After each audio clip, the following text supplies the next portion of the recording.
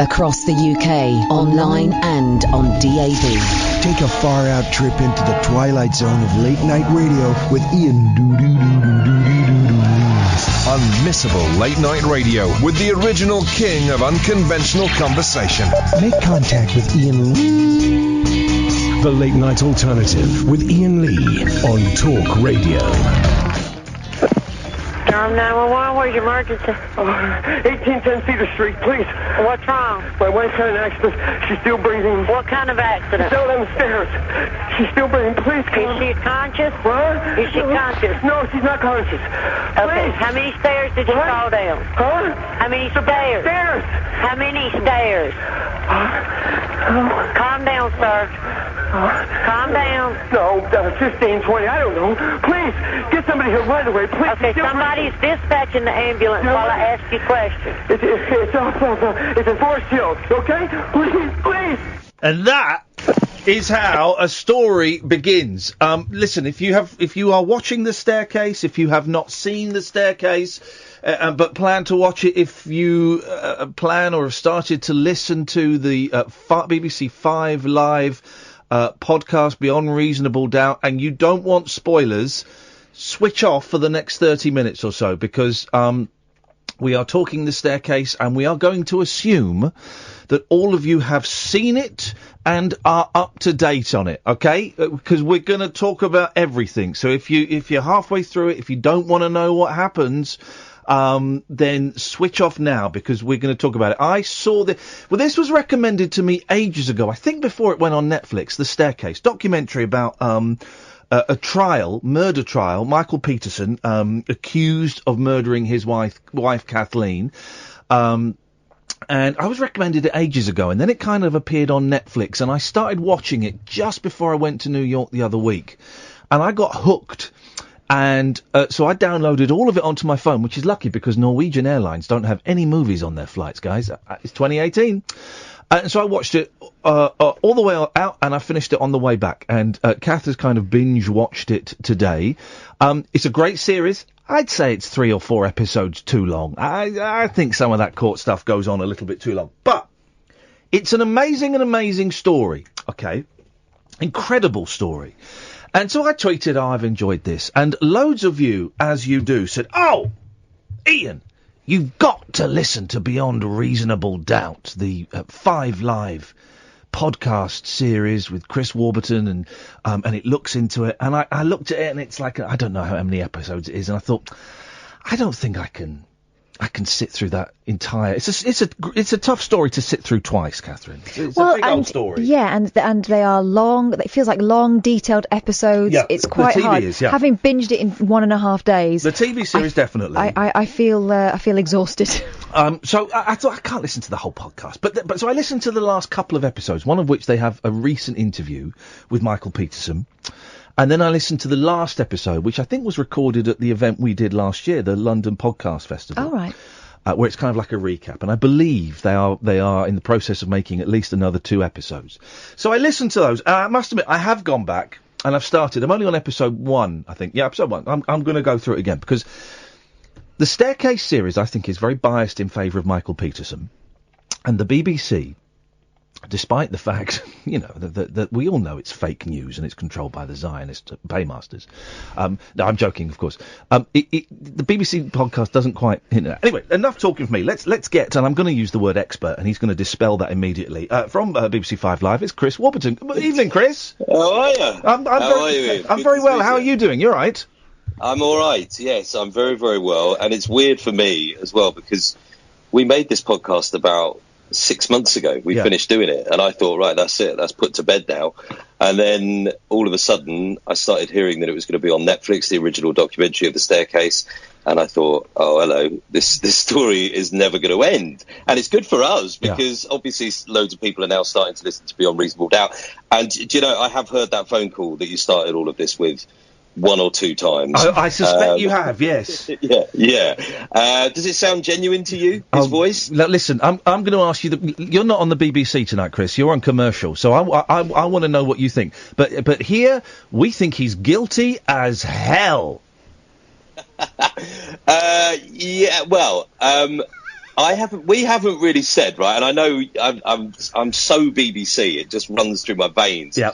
We deliberately haven't said what course. we thought, and we have had so many people ask us over the past year or so, and I get why, but the part of the reason I think for why that was the case for us is because it would have just made life quite difficult when we were dealing with him, when we were dealing with his defence attorney, and then obviously dealing with people of the other persuasion as well. If we thought he was completely innocent and then we're going off and speaking to Kathleen's sister, then it makes life hard, right? Yeah, listen, for those who don't know the story, can you just give us a brief background to the death, see, I'm doing it, the death of Kathleen Peterson? That's easily done. Well, on the face of it, it's a very simple story, and that's kind of the attraction, I think. So you've got a wealthy couple, a wealthy woman who live in a wealthy part of this liberal enclave, if you like, in North Carolina, this city of Durham. And she is one night found at the bottom of the staircase of this huge mansion. It's pretty much the biggest house in town. And she's dead. There's blood everywhere. And the question is, was her death an accident? Had she simply fallen down the stairs? It's a very tight, narrow staircase. I've walked on that staircase myself. Wow. Or had she been killed? Had she been murdered? And specifically, the question is, had she been murdered by her husband, Michael? And the way Michael tells it, just to give both sides of it, he and Kathleen, they were hanging out by the pool, they were drinking wine, as they often did, they were living the high life, and they were celebrating a possible movie deal for one of his novels. And the argument from Michael is that she had had one too many drinks, she went back into the house, and she tripped on her way up one of the staircases. They had two staircases in that house. Fell, hit her head, and bled out. It's probably the best way of putting it. But the other side say, the law enforcement, the prosecutors believe that Michael beat Kathleen to death at the foot of the stairs. He bludgeoned her with an instrument, the blowpoke that we hear so much about. And then you get into why that might have been, and I don't know if you want me to get into all of that now, because let's describe. We will do. Yeah, let's just. I mean, the thing is, just to paint a picture, there is an amazing amount of blood there. There is, and the blood spatters are an integral part of the story, because both sides say, well, it could mean it was a bludgeoning, it could mean it was a... There is an amazing amount of blood. She has, is it 6 or 7 lacerations to the skull? The skull isn't damaged, the brain isn't impacted, but there are huge lacerations. And so a lot of people are left scratching their chins going, it looks like a very bloody mess for a fall. And considering she's supposed to have only fallen down 3 steps. Yeah. Well, yeah, but the idea is, because she was drunk, because she lost her bearings, she's fallen down the steps, she's started to bleed, but then she's pulled herself back up again in this very tight, narrow area. She's slipped on her own blood. She's fallen again. She's got more lacerations on her head as a result of that. That is the argument right now, if you want to believe it.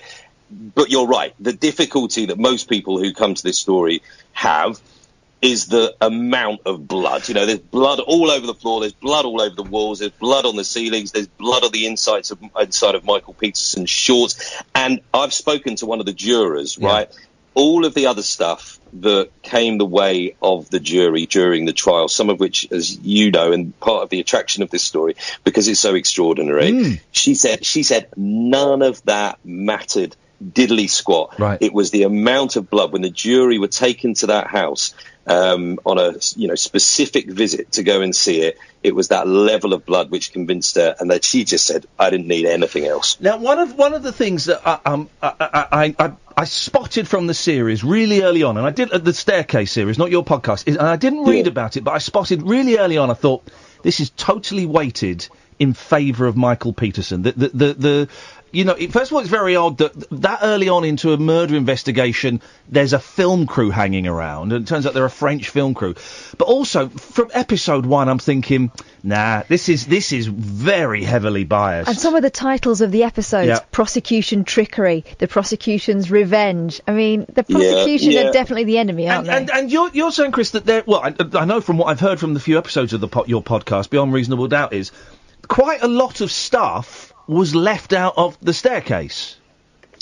Well, yeah, and look, let me say, I think as a piece of filmmaking, it's a superb piece of work in terms of the way it's laid out to you. Some beautiful filming. They're fantastic filmmakers. The access is amazing. It's gripping. The music score is sensational. It really hooks you in.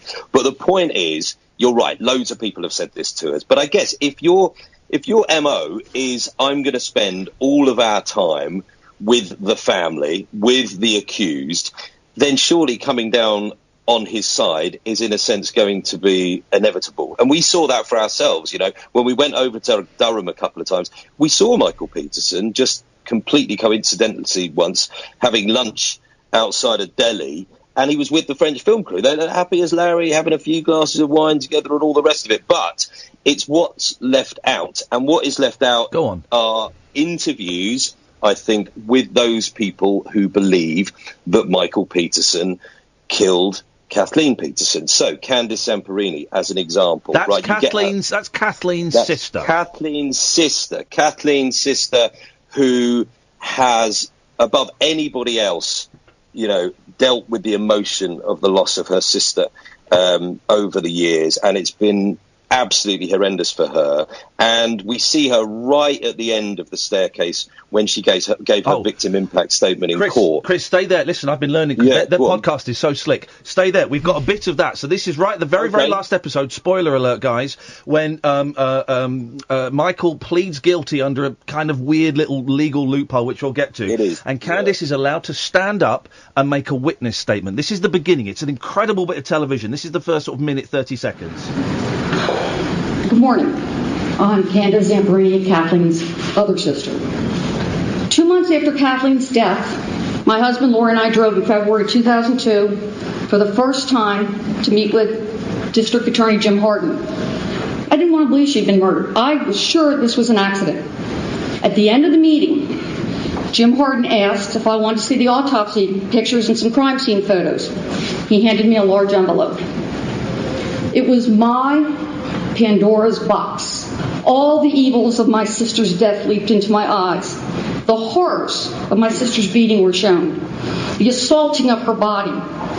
Instead of leaving me with Pandora's hope, what was left in the envelope for me was to bear the responsibility to witness and fight for justice. Learning the truth and agony of Kathleen's prolonged death, her autopsy states over 35 cuts, bruises, wounds, contusions all around her body. She was strangled. And the 7 death blows to the back of her head, causing her to bleed slowly to death. The next confrontation came from a French film company that wanted to make a pseudo-documentary about my sister's murder without my family's cooperation or consent.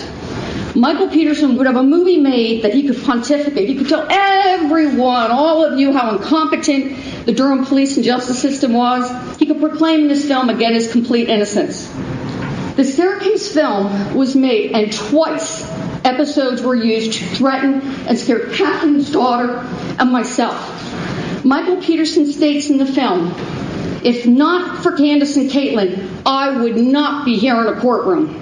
And in episode 8, filmed in the courtroom, Michael Peterson again clearly says, Candice just can't keep her mouth shut. I don't think I'd be here if she shut her mouth. And it's an amazingly brave speech that she gives. Sorry, just go back to the point you're going to say in a second, but she mentions there that Catherine was strangled, and that doesn't get mentioned.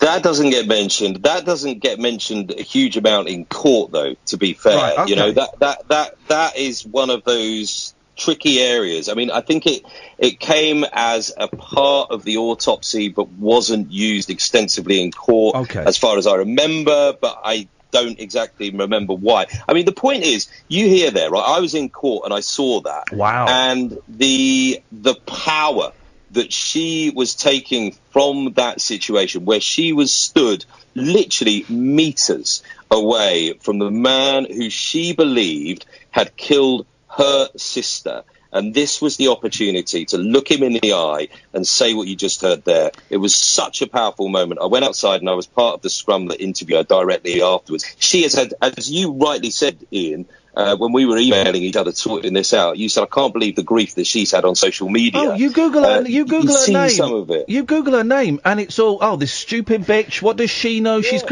I'm looking at our YouTube comments now, people watching the show now saying, oh, she was a bit crazy. Excuse me, she believed this man had murdered her sister and no one was taking it seriously. That moment where she's talking there, and you can hear it in the audio, but when you see it as well, she is shaking with rage, and she still manages to deliver that speech. I thought she was incredible. Quite. I mean, you hit the nail on the head. You know, she believed this man killed her sister. And all those people who are saying she's a bit crazy, put yourself into that position. You know, even if she's right or wrong, it's what she believes, okay? And you, I'm sure, would probably do the same. There are other things that don't get mentioned. There are other things. That don't get mentioned in the documentary. The fact that Michael Peterson has a very long relationship with one of the film crew. That, to me, when you told me that, and then I looked it up online, and it's out there, people know it. That seemed incredible. Well, we didn't know this absolutely for sure when we first went over there, but we started hearing rumours about it. We were speaking to some of the other media, the local TV media, who had just been following it in a kind of news way for years. And they said, oh, you know that Michael Peterson had a thing with one of the French film crew. We were like, okay. And then it was totally confirmed for us. So he found love with a woman called Sophie Brunet, who's the series editor. And as you see, they dated for a few years. And the director of The Staircase, he's confirmed it, Jean-Yves de Lestrade. And he's just said, you know, it's one of those things, but there is I know, exactly. But there is no possible way that would have affected her editing of that program. Now, you know, you make your own judgment on that, but it's the very fact, I think, that if that's the case, and if that's what you believe, right, then wouldn't you, as a filmmaker, declare it just for your kind of journalistic integrity, if nothing else? I wonder, Chris, and I don't say this flippantly, I wonder if that's a French thing. If it's a French thing that, you hear stories about the French being slightly more open about romantic endeavours, whereas if you're working for the BBC, you'd be fired immediately. I remember when Mitterrand was found to have been having an extramarital relationship, but people didn't care until they started paying for the mistress and the love child. I was going to say, don't say that too loudly, because my wife's in the house, and she's an assistant editor at 5 Live, so I think they probably worked it out by now. But anyway, there you go. Well, we know Michael Peterson is very open-minded in these affairs. You met Peterson. It was the first episode of your show I listened to, and by the way, we'll give full props to the team that make it, because it's superbly put together. It sounds great. Well done. Buddha. Yeah, well, it's Wise Buddha and 5 Live coming together. It sounds great. And but you met him, and how did you find it? Because he was aware of you, wasn't he? Well, it was very odd, because we had been working on this for quite some time, and the whole sort of nature of the podcast, and what podcasts can be like, and this is kind of how we wanted it to be, was as a listener, you're following it as we're making it, in a sense. So the production process was completely open. And as we were making it, we were putting in bids to speak to Michael Peterson, as we would call it, opportunities to get an interview. And they were generally through his defence attorney, David Rudolph. And we were constantly just told, no, thanks very much. He's looking to the future. And when we thought, well, okay, we'd kind of accept that. But then we would see him pop up doing interviews elsewhere, and we'd think, well, he's not really looking to the future, is he? So we'll put in another bid, and we kept on being told no. And then we got talking to another journalist locally in Durham who told us where he lived. But then we had this kind of dilemma, because if it was a news story, because I'm grounded in news, really, and if it was a news story, a developing news story or whatever, you would go and do a doorstep, right? So you would stop them in the street and start asking them questions with a mic out. We didn't really want to do that, because I wouldn't really think there was the justification for that in this situation. And he's in his early 70s, and he's probably not on. So we instead waited in the car park next to his apartment. We went and knocked on the door. He wasn't there. I came outside to do a little stand-up piece just to explain what had happened, to record for the podcast. And then he turned up in his car. So I didn't go along with a mic. I just went over, put my hand out to shake his hand, told him who I was, where I was from, and he called me a melon farmer or something like that, and we got into a bit of a heated argument. Wow. And that was quite interesting, because we had been told as well by his defence lawyer, in a previous interview that he'd never seen a flash of anger. They were the words. Yeah. I definitely saw a flash of anger. What was he arguing about? He thought that we had been unfair in his treatment of him in the early podcast episodes, but then it turned out that he'd only heard one episode anyway, and I think he was basically getting this off other people who had heard it. We then placated him a little bit, and we arranged to come along the next day to interview him at his apartment. Neither of us, Mark, my producer, and I, thought that he was going to be there, but we turned up and he was. And you know, it was weird. I'd spent so many months of my life dedicated to this guy, and then all of a sudden I'm sat opposite him. It's a great interview. It's a great interview, partly because you sound a little bit nervous, and it's really refreshing to hear, you know, and I don't know if you were nervous, maybe I'm putting my own thing on it, but it's really refreshing to hear someone a little bit nervous, but also you're asking him the tough questions and allowing him to speak. It's a cracking bit of audio. Cheers, man. I appreciate that. I mean, I did feel a bit nervous. I think I did because I knew that he is a bright, quite tricky character, and I knew that in respect of our listeners who had already got there, because it's quite deep into the podcast, as you say, they would want the questions that they have been posing to us put in the right way to him. You know, they wouldn't want to think we were just giving him a soft ride and off we went. Thanks very much indeed. At least we got the interview. So I felt the kind of pressure of that to a degree.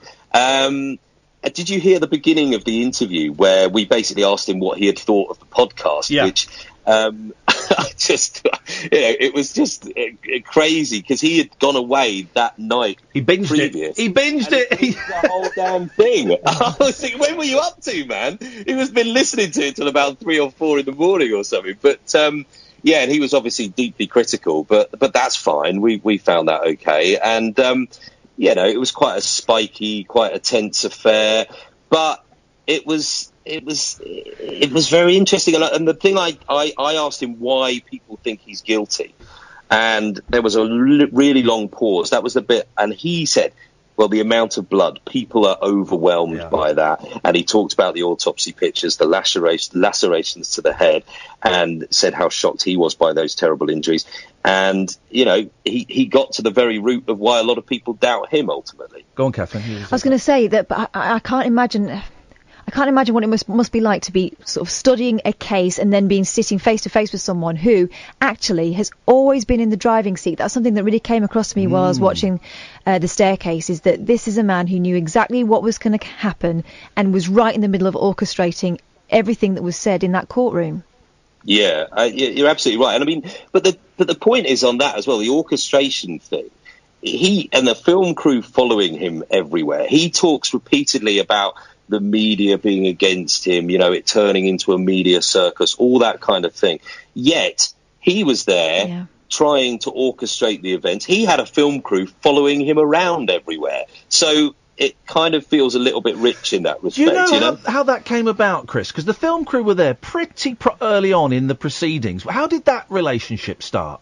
Well, there was some suggestion that one of the film crew had known him in the past because he went to Duke University, but that was refuted.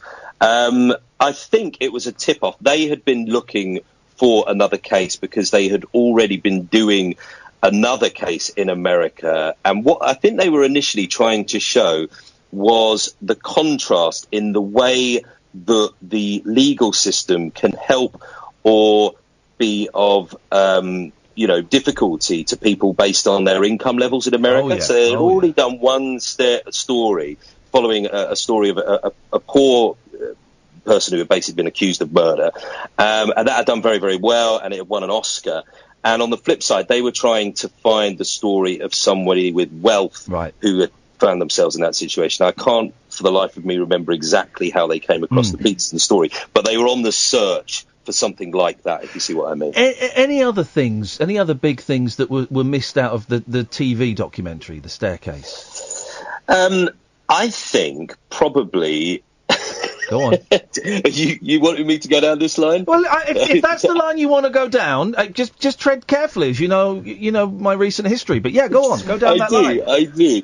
So there was a theory that we didn't know a huge amount about, having watched The Staircase. I think there might be one mention of it. I'm not even sure because I watched it so long ago. I've watched the recent episodes, the 3 new episodes in the last couple of months, but the original Staircase I haven't gone back to for a long time. But there is a theory that was the brainchild of the Petersons' neighbour, a lawyer called Larry Pollard, and the theory is described as owl theory.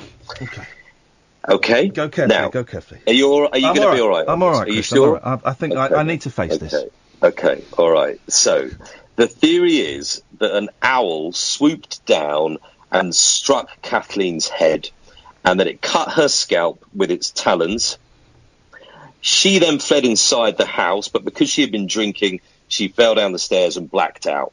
Michael then found her lying at the bottom of the stairs. So it's a similar story to the original defence case, but it involves the intervention of an owl and at an early stage. There is evidence because she was clutching feathers, wasn't she? And there were some feathers in her hair.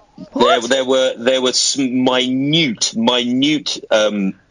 elements of feather in her hair, and I think one around her hand. Yeah. So, that feeds into it. And I'll tell you what, if you speak to Larry Pollard, the guy who's behind this, you have never seen a man more passionate about a theory in your life. They had been seen on sun loungers, though, hadn't they? Quite padded ones. The thing is, I heard this, for those who don't know, I was attacked by an owl last week. And I heard this episode, I read about this after I'd been attacked, obviously. And I tweeted about it, and now David Rudolph, get this, Chris, this proves what a genius this man is. He retweeted my owl attack story, and now he follows me. He follows me on Twitter, which is incredible. You could provide him with some top evidence. But I loved it. The last episode of Chris's, the last episode so far, we'll talk about more coming out in a second, but it's done in front of an audience. And, me and Kath have stood in front of an audience, Chris, and said, right, any questions? Silence, not a hand up. Mm-hmm. As soon as he mentioned owl theory, you could hear the hands going up. You're going, no, I'd just like to say, and it was the bit that got everyone talking. Silence for the rest of it, but that. It is the absolute bit that everybody wants to talk to me about the entire time. Everybody messaged me about it, and we said, look, when we were talking about it, we said, should we really dedicate an entire episode to this? We did, and then we got so many questions that when we went back to Durham, we put a load of those questions to Larry Pollard, the guy who came up with it. But I've got to tell you this little bit. Yeah. He was very kind, very generous, lovely guy. His wife, Brenda, is tremendous as well. They invited us in, proper kind of North Carolina people. And they invited Mark and I into the house. Can I interest you gentlemen in some water? Yes, please. Thank you very much. They took us into a little living room. And there's Larry. And he's holding a stuffed owl in his hand. And he turns to Mark and I and just says, gentlemen, meet the killer. What? Kathleen Peterson. Oh, my God. That was it. That was it. I'm serious. Serious. Man. David Rudolph, what's he like? Because I've got a real admiration for him throughout the entire show. He's doing his job. He's doing his gig. His gig is to keep this fella out of prison. And he seems like a real, like an old-fashioned entertainer. And despite the fact that they take great delight in taking the mickey out of him. Yep. He is massively polite, very successful lawyer. I think he's been in the top 50 lawyers in America for something like the last 20 years. He's got great pedigree. He's had a lot of very high profile cases, and we described him quite a lot of the time as a showman, right? And that is the kind of lawyer he is. He's very slick. He's very kind of knowing with the jury. He wants to try and get them on his side the whole time. And the thing that made, again, there's so many different aspects of this case that just add into the pot, if you like. He was facing in the opposite corner the DA, a guy called Jim Hardin, who was ex-military, a real local boy, done good, had that soft-spoken southern charm, and they could not possibly have been more different. And that just added to the whole thing as well, the court drama of it all. David Rudolph, he invited us to interview him when we first went and did it. I don't know, as time went by, did he take against a little bit? I'm not sure. I don't know. But we've asked him again to do an interview with us for his latest 2 episodes. We had to go through Netflix for that. It was all agreed. Wow. We were meant to be interviewing him again about 3 days ago, and then he pulled out on the morning of the interview. And I don't know why that is. I don't know if your owl attack's got anything to do with it. If so, I can only apologise. But it's mentioned very briefly in the show, and I thought he was mentioning it as a joke. Right near the end, he goes, "What did she fall down the stairs? I can't say for sure. Was she murdered? I can't say for sure. Was it a raptor that attacked her? I just don't know." And that's the only mention of it in the series. 2 more episodes coming out, Chris. You got 2. What's happening with those of your series Beyond Reasonable Doubt, the podcast? When are those coming out? They're going to come out on July 16th. That's the plan. That's what we're doing. Brilliant. We're speaking to people at the moment, one of whom, someone who we were trying to get for a long time, who we featured briefly but only in written form earlier on in the series, is Michael Peterson's sister, Anne, who is absolutely terrified of Michael, believes that he murdered not just one but 2 women. That's something we haven't got into. Oh God, yeah. And you know, we had a long conversation with her to see if she would come on the record and talk to us. She finally has, with her views about him. So you're going to hear that. Incredible. You're going to hear some of Jean-Yves de Lestrade's views on our podcast as well. He's going to be on the podcast. So that's the French. That's the director of the Staircase. Yeah. Wow, yeah, very meta. It's very, and it gets even more meta, let me tell you, because he always rejected an interview with us. Yeah. And then the strangest thing happened that we found out one day, and this is, it just adds to the whole thing again.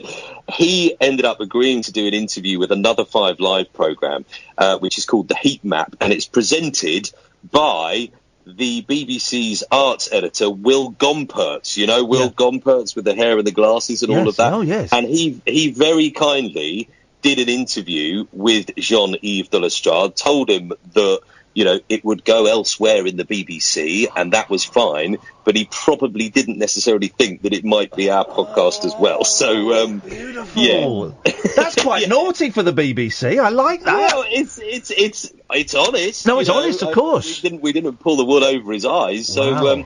So there it is. But Will's a big fan of the podcast and the show as well, which helps. So that was good. So 2 new episodes and coming out in July. And very quickly, because I could talk to you all night. There's a couple more minutes. We've not even mentioned the Blowpoke. Well, we'll get to the Blowpoke, a great band in the 70s. I've got both their albums on vinyl. Yeah. But yes, no, we forgot to mention. And for those who don't know the story, here's the thing. Here's the bit for me where I went, oh, he's definitely guilty. He was nearby when a second woman was found dead about 20 years before at the foot of the stairs with the same lacerations in the head, the same blood spattered everywhere. He was there. So that's to have one woman fall down the stairs and kill herself in your charge is bad luck. To have 2, I mean, that's got to be some sort of suspicion. Also, and this is something no one's really mentioned, they all look the same. Yeah, they do. And if you look at Sophie Burnett, or whatever her name is, she looks like them too. Yeah. Well, they were saying, because the woman you're talking about, this was in Germany. It was Michael Peterson's friend Elizabeth Ratliff, found dead or washed with blood at the bottom of a staircase in Germany 16 years earlier. Originally ruled an accident, but during the Peterson trial, you'll remember her body was exhumed and her death determined to have been caused by blunt force trauma. And as you said, Michael Peterson, the last person to see each woman alive. And in fact, I was listening back to the interview with the DA that we did during our podcast earlier on today, and just like I do, that makes it sound like I'm just thinking, oh, I listened to another episode of the podcast just now. But, he said, Elizabeth Ratliff looks like Kathleen Peterson, and actually he went on to say, and both of them look like Michael Peterson's mother. Oh, God. Wowzers. Chris, it's such a thrill to have you on, man, and thank you so much for coming on. It's been great. Where are the best places to get Beyond Reasonable Doubt, your podcast? You can either go through the 5 Live website, which is easy enough, or you can download, we're meant to say from any of your other favourite podcast providers. But iTunes are good, aren't they? Yeah, iTunes do the business. And 2 new episodes coming out on the 16th. And we should let you know, by the way, this is exciting. We've got a new political medical correspondent at Talk Radio. Mr. Dwayne Deaver will be working here in a couple of weeks' time. So that's exciting. Well, that'll be good. Well, he's out of work, so that's handy for him as well. Oh, Chris, I could talk to you all night. We didn't get to talk about Beyond Fury. We didn't get to talk about Diva. All these wonderful characters. I've listened to 3 of your episodes. I'm going to dive in and enjoy the rest. And best of luck with it, man. Thanks so much for coming on. Listen, thank you for having me on. It's been a real pleasure. So I really appreciate it, and I hope you enjoy it if you do get to listen to it. But Cheers, thanks Chris. a lot, guys. Thanks a lot, man. Take care. Thank you very much. That's Chris Warburton from BBC 5 Live. Little hands at our sister station there, BBC 5 Live. His show's great. It's Beyond Reasonable Doubt. It's great because it really gives I think, from the 3 I've heard, I've only heard 3, but I think it gives a much fuller picture. In a way that, and I know this is unfashionable to say, in a way that only the BBC can. All right, guys? BBC buys. I don't buy any of that. The show is done in a way that only the BBC could do, and it's a cracking listen. It's put together superbly. You know, if you've listened to Serial and all of that kind of stuff, it's up there with that in the style of production. It's absolutely great. And 2 more episodes coming soon. But hopefully with less vocal fry. We don't need to talk like that. But what a case. And while we're getting... we didn't ask him if he thought he was guilty or not. He's never going to tell us. You got away with that. He's never going to tell us. That was going to be the humdinger last question. I got a few little hints in there, I think. I'll show you the emails he sent. But I think he totally murdered those 2 women. Now, the thing with the blowpoke. Yes. For those who don't know what a blowpoke is, right? I didn't until today. Well, I didn't. So basically, it's like a poker for a fire, but you blow down it. And I've never heard of it before. Why would you want to blow in a poker? I know you. It's made of metal and it's going to be hot. And imagine if you sucked. Flipping heck. Anyway, so that was apparently the murder weapon. Yeah. And all the way through it, people are trying to find where this blowpoke's gone. One of the daughters is looking through all the family videos, trying to find bits where the blowpoke is featured in the background of things. She's noting them all down. And towards the end of the series, a blowpoke emerges. They just find it. But what was it that they found out in the podcast? Oh yeah, that he'd bought 3 blowpokes during the trial. Didn't make forgot. Honestly, I could have spoken to Chris all night, and I hope you enjoyed that, dear listener. If you switched off to avoid the spoilers, you can switch on again now. They won't know. Jeez, that was the joke. This is the Late Night Alternative with Iain and Catherine on Talk Radio. Stimulating nightly emissions guaranteed to open your eyes and your mind. Oh, my word. The Late Night Alternative with Iain Lee on Talk Radio. Thank you, Chris, from our sister station, BBC 5 Live. It was nice to have a professional on. Very rare on Talk Radio we get a professional on. Very, very rare. And tonight, guys, we had a little whiff of one. Thank you, Chris. You can watch this TV series, The Staircase, on Netflix. And Chris's show is Beyond Reasonable Doubt. And it's a really good story, really well told. You know, that's all it is. You can call in about that, your theories if you want, or you can call in about absolutely anything you want. This is the Late Night Alternative. You know the drill, guys. We sit here and talk rubbish, and you pick up the phone and give us a call. 0344 499 1000. Good evening, Alan. Hi, Mark. Hello, Alan Gaddica. It's Alan Gaddica, all the way from Italy. What do you like, an ice cream? I'm a Neapolitan. Oh, this is what we'll do. Is it still July the 4th? Yeah. Yes, it is. Right. So, here's what we're going to do, Alan. Yeah? Every sucker that calls up this show is gonna have to do an American accent to celebrate July the 4th, Independence Day from those British shitbags. Well, get off your horse and drink your milk. Okay, I said an American accent. I was going to do John Wayne. Do an American accent, for God's sakes, you piece of trash. I was trying to do John Wayne. Okay, that's better. I'm going to talk like that Okay. if you're going to go New York. That's better. I'm going all over the place, baby. I'm going all over the place. What do you call in for tonight, Alan Caddick? Well, we wanted to talk about last night. In an American accent, you son of a gun. Don't forget the rules, Alan Caddick. I'm sorry, I'm down the West Coast. I was down the West Coast, and I was watching last night's soccer, and I feel sorry for those poor English people being put for the ringer.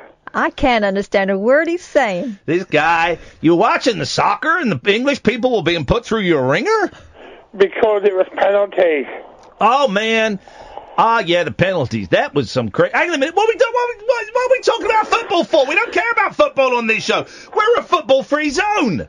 Well, I didn't know that. Of course you... Alan, how long have you been listening to me before? I'm tempted to call the police on you again. Well, I wouldn't mind going for another trial. Yeah, I bet you'd love it, eh? Considering I won the last one. All right, mate, shut your face. You've been listening to me for years, Alan. You know I have literally zero interest dans la football. Well, you wouldn't be saying that if we win the World Cup. Yes, he will. I can guarantee he will. I actually will. What about tennis? I can't give us stuff. Here's the thing, right? One of the papers. Where are the papers? I thought you brought him in. No, of course I didn't bring them in. I ain't got him. Well, get them during news. Don't need them now. Get them during news. But here's the thing. One of the papers was like, everyone in the UK is, or maybe it was online, one of the online things. Everyone in the UK was excited about no, they weren't. Trust me, they weren't. Honestly, I could not give a stuff, and it really annoys me. Everybody should get behind our boys. No, I don't like the sport. I've got nothing against them personally. I don't like the sport. It's boring. And also, I don't like national pride. I don't get national pride. We're not the English race. Oh yeah, everyone. That was the line. Watch the moment. Everyone in the UK celebrates England's win. I don't think all of the Scots were, or all of the Welsh, or all of the Northern Irish, and certainly not all of the English. Even Theresa May was celebrating. No, she wasn't. She's doing the Maybach. She was too busy. She was too busy saying sorry for voting against LBGT rights. When she opened Prime Minister's questions today, she congratulated the England. Who cares? Of course they have to, because they have to pretend that they appeal to the common people. Alan, football is rubbish. National pride is rubbish. I hate it. Oh, there's a video of one of the Mitchell brothers topless celebrating it. So what? He looks like an egg. This is Talk Radio. A star-crossed soapbox for sailor boys, stable girls, I'm on the edge. and stripper grands. It depends who you're with and it depends on the situation. Late night speech radio with a difference. Thank you. The Late Night Alternative with Iain Lee on Talk Radio.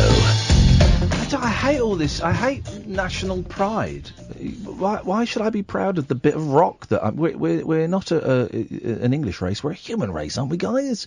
Well, this national pride. Oh, you're proud to be British. Well, do you know 200 people died in the sea the other day, 2 days ago, trying to get to Europe? 200 people died in the sea trying to get to Europe, and we're going, oh yeah, football. We've got some men scored a goal. Okay, I'm more concerned about the poor souls. I've got more affiliation with the poor souls fleeing from Libya who drowned in the sea than I've got for those idiots kicking a footballer. Honestly, I couldn't care less.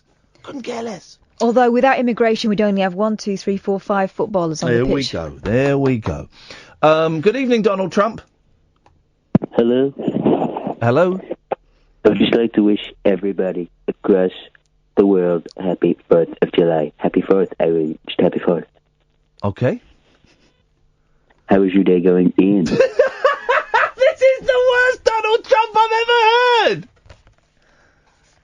This is the worst radio show I've ever heard. No, fair play. Touche, sir. Touche. Thank you. You're welcome. I'm fine. What are you doing for the 4th of July, Donald Trump? I'm currently ringing you. Okay. Anything else? My life has been building up to this moment to ring you.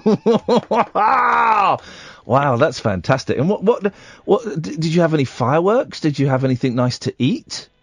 It's like I'm talking to a shy child. I had lots of nice food to eat. It was really nice. Okay, thank you very much. It's like, when you can put that down there.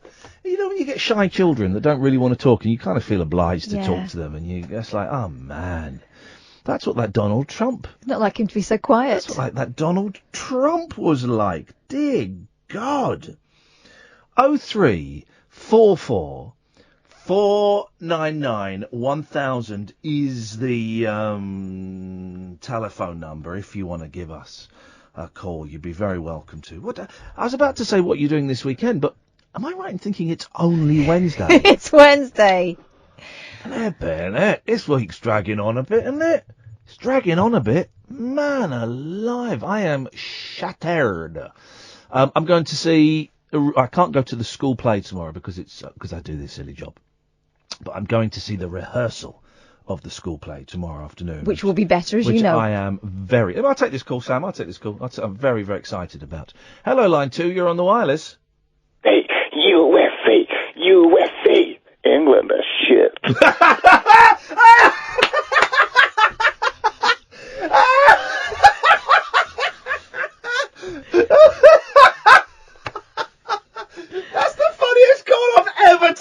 That was actual Donald Trump. In 15 years of doing phone-in radio, that, dear listener, was the funniest call I have ever taken. Well played. Well played, that person. Oh, beautifully done. Oh, man, I love it. Catch my breath now. Ah, breathe. Ah, breathe. Oh, have you dropped something? No, was it you? No, it was not me. I can smell it. I've heard reports. Well, don't believe what they say on the internet. The internet is full of lies. Good evening, Darren. Darren, yeah, I can't believe you're not supporting the national team. What's wrong with you? Why would I support them? You should. Why? Because we're doing well. We're doing really well. Hang on. So hang on. Well, you're an idiot then, because you're saying we should support them because we're doing well. What if we were doing badly? What, you wouldn't support them? That's a bit two-faced of you. Hang on. It's not two-faced. They're young lads. So I should be supporting them because they're young lads. What if they were? What about the women's team? Women can't play football. That's obvious. Thanks very much for your call, Darren. And those are the kind of people that have patriotic pride. Idiots. Darren calling from 1982 there. Absolute idiots are the people that, if you've got patriotic pride, you're an idiot. Come and have a go if you think you can do better than that. But the answer can't be because you should. 0344 499 1000 is the telephone number if you want to give us a call. Right, let's go to Mo. Good evening, Mo. Hey, man, how are you? I'm very, very well. Could you just bear with me 1 second? Let me hear you say, yeah! Yeah.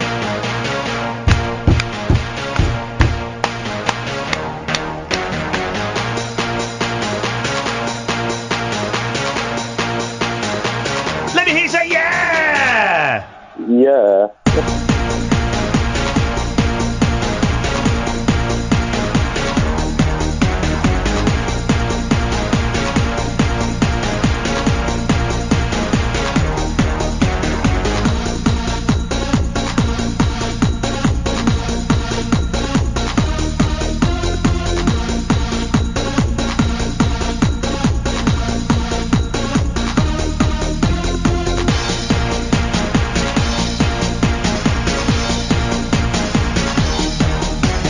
No, Mo. No, Mo. No,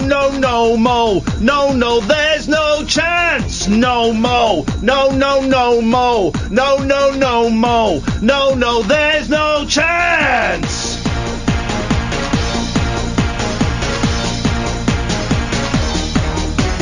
No, Mo, ain't coming on my show. No, Mo, ain't coming on my show. You, Mo, no, Mo, never gonna come on my show. Mo, no, Mo, ain't coming on my show.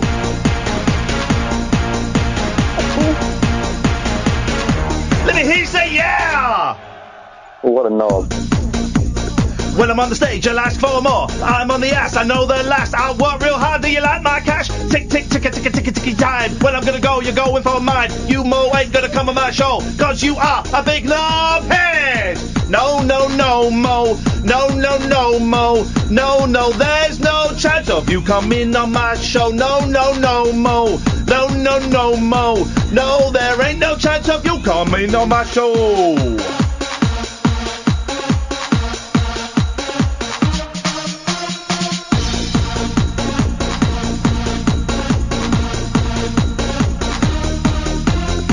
On my show and you're so rude. You have a go, you ain't got the toot. I'm gonna kick your ass, dear boy. Get your mom and dad on for joy. I'm gonna tell you what I'm gonna do. I'm gonna make you look like a blue fool. You gotta be on the floor. Gonna kick your ass, you'll ask for more.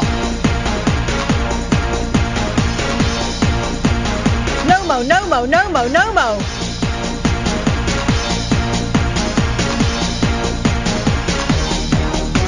Ooh. No, Mo.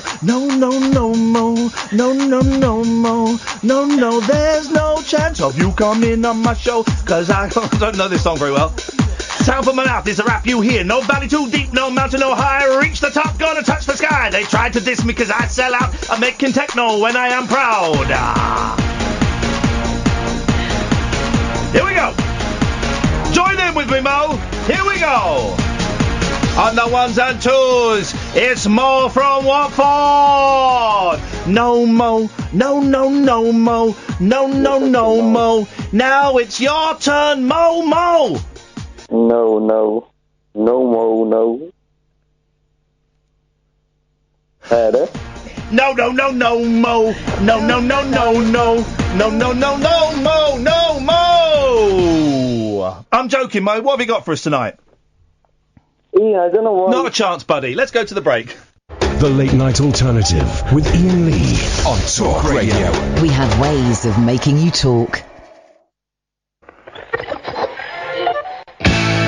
Say you don't love him, my salamander.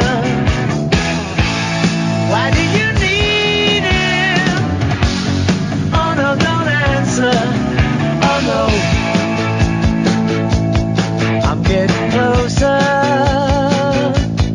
I'm getting closer to your heart. Keeping ahead of the rain on the road, watching my windscreen wipers. Radio play me a dancing below.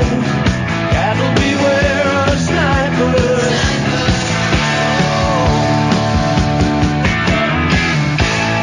When will you see me, my salamander?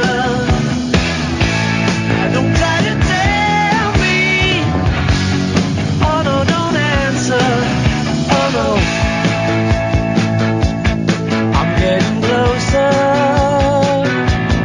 I'm getting closer to your heart. Hitting the chisel and making a joint. Gluing my fingers together. Radio play me a song with a point.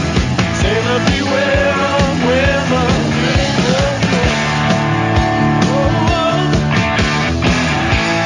I'm getting closer, my salamander. Well, when will we reach it? Oh no, don't answer. Oh no. I'm getting closer. I'm getting closer to your heart.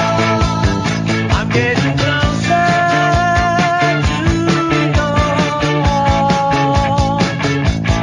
I'm getting closer to your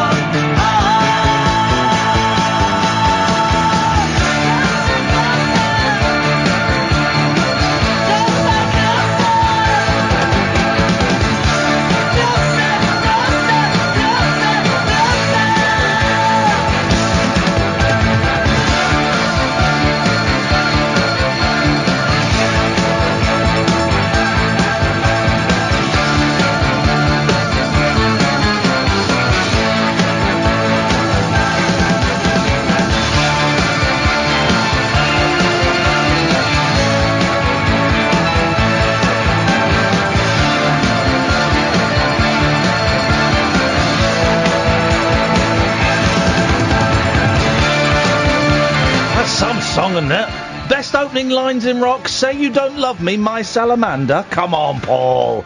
Come on, Paul. It's a Paul McCartney, ladies and Paul McCartney. Yes, love it. Thank you. 0344 499 1000. The Late Night Alternative, weeknights from 10 on Talk Radio. Catherine Boyle is here. Hello. My name is Iain Lee. If you want to call up, you'll speak to Sam. He will take your name and number and we'll call you back. If you're looking for the perch, the question, the hook upon which to hang your answer, there ain't one, I'm afraid. It's a free form. It's jazz. It's a talk show, but in jazz format. We sit here and we riff, and sometimes we go off into marvellous psychedelic directions, and sometimes the solos land with a thud on the table, and that's fine. We just brush them to one side, we pick up our instruments, and we start again. You are welcome to join in at any moment, like a good jazz band. Catherine and I can ease back ever so slightly. When you sense the gap, you pick up the phone and you come and join us. 0344 499 1000. That's what Rachel did. Good evening, Rachel. Hiya. Hello, Rachel. What have you got for us this evening at 6 minutes past 11? I love a bit of jazz. Oh, I love a bit of jazz. I was phoning for some advice, really. Okay. There are days where I love listening to the show. Yes. And there are days where you feel you sound really like punchy and full of life and ready to take anything on. Yes. And there are days where you sound like you're in a much calmer mood, and so I've got a situation where I had just over a year ago, I had a full breakdown, and I took 8 months off of work, and I went back to work. I've been doing really well at work, but I've got a problem with some of the people at work on like the management side of things. I think they're a bit freaked out at the fact that I've now disclosed like a mental health issue. Yeah.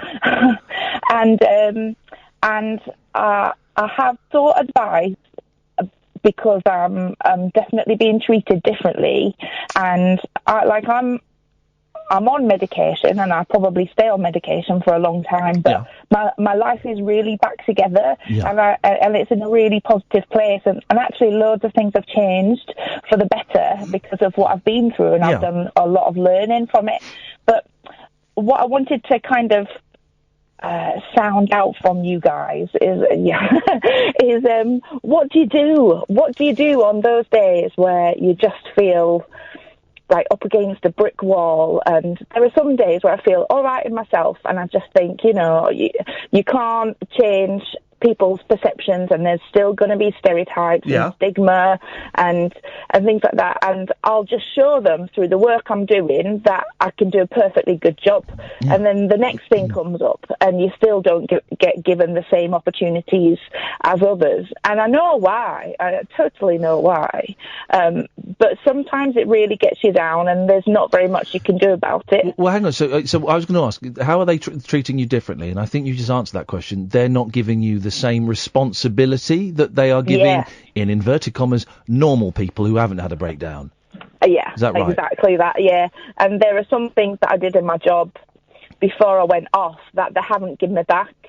So it's a bit naughty, really. And like I said, I have sought advice. Yeah. But they're all the people that are closest to me are saying, get out of there, because you've done so well on recovering and sorting things out. And, literally a year ago, I didn't want to be here anymore. Yeah. So to go from there to where I am now, and to be achieving again, and to be functioning, and to be in a much more positive place is great. And then you've got people who are kind of, it feels like I'm up against them, and my friends and my family are saying, move, find another job, it's going to be detrimental to your mental health, and you don't want to take a step backwards. And there's a part of me, like, I was listening to the show, and I just thought, he's in one of those feisty moods. I'm in a feisty mood, Sparky. When I'm in a Give me their number, Rachel, I'll phone them up and I'll tell them exactly what to... I'm in that kind of mood.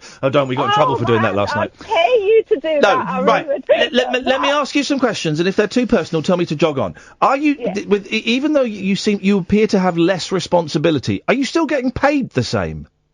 Yeah, but part of it is the whole pride and what I've worked for and what I should be having. Yeah, of course. Nothing's changed in terms of my salary. Okay, well, good. Well, that on a practical level, that's great that they are, because I thought you might have been working on a thing where it was a commission or something, so the less work you did, the less money you got. But that's good. So practically, you're getting the same money.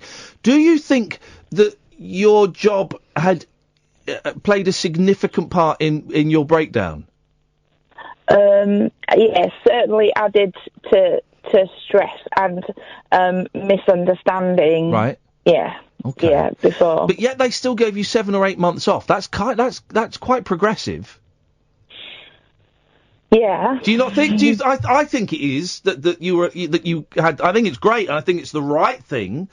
But that seems to me to be quite a progressive step for a company to do. In terms of mental health. I know, but then they go and like a big event, less than a month after I'm back at work. I have to be escorted to the event. No!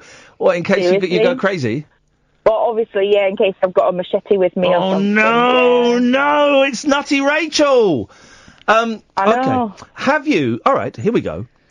I don't know the structure It's of it. awful, and I can laugh bet it at is. it sometimes, and other days it'll just make me cry for hours. I get it totally, and I'm glad that you're laughing about it today, but I get it. I totally get that, it must be humiliating and dehumanising and all of that. I get it, right? And I'm not making light of it. I'm just trying to get a bit of the lay of the land. Have you spoken to your boss? Have you said to your boss what you've said to me? Yes. You've said it? You've come out and said, I want the responsibilities back that I had? Yes. What did he or she say? Duty of care to me and other members of staff. Oh. What does the other members of staff thing mean then in that respect? Obviously, because I'm an ongoing risk. But I was joking about the knives. They don't seriously think that you're capable of harming others, do they? No. And I've been there for over 10 years. So they know me. Only killed 2 people so far, so that's not bad. That's what I mean. It's I don't, because this is the management. This is what I'm up against, and I feel like it's a bit of a wall, and that's why people around me are saying go elsewhere. And part of me's thinking, well, if I follow this through, and there's someone in authority that will actually turn around, like their line managers, or if I can get it heard by the people that need, part of me feels like on a mission to say, like in all of the Me Too things and all of the abuse cases, there has to be that first person to put their hand up and say this isn't okay. Is there an HR department there that you could go and make an official complaint to? Oh, I have, yeah. Okay. Yeah. Can you tell us what the result of that was? I'm laughing because it's ridiculous. Yeah, go on. Yes. I know I've lodged a formal grievance about the way I've been treated since. And they're just defending it, saying that I'm being treated the same as anyone else when I know I'm not. Because I always, in these situations, I always try and imagine what if the person had cancer, right? What if it was a physical illness, and they were being treated in this way. Would that be discrimination? And if the person with cancer was able to do the job and was willing to do the job and, was in remission from cancer, then, that sounds like discrimination. Just when you... Catherine, come in a second, sorry, because I know you want to. I'm just trying to get the picture.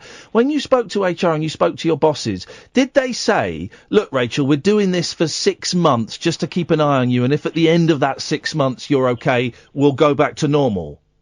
No, no. Oh, no, that's out of order then.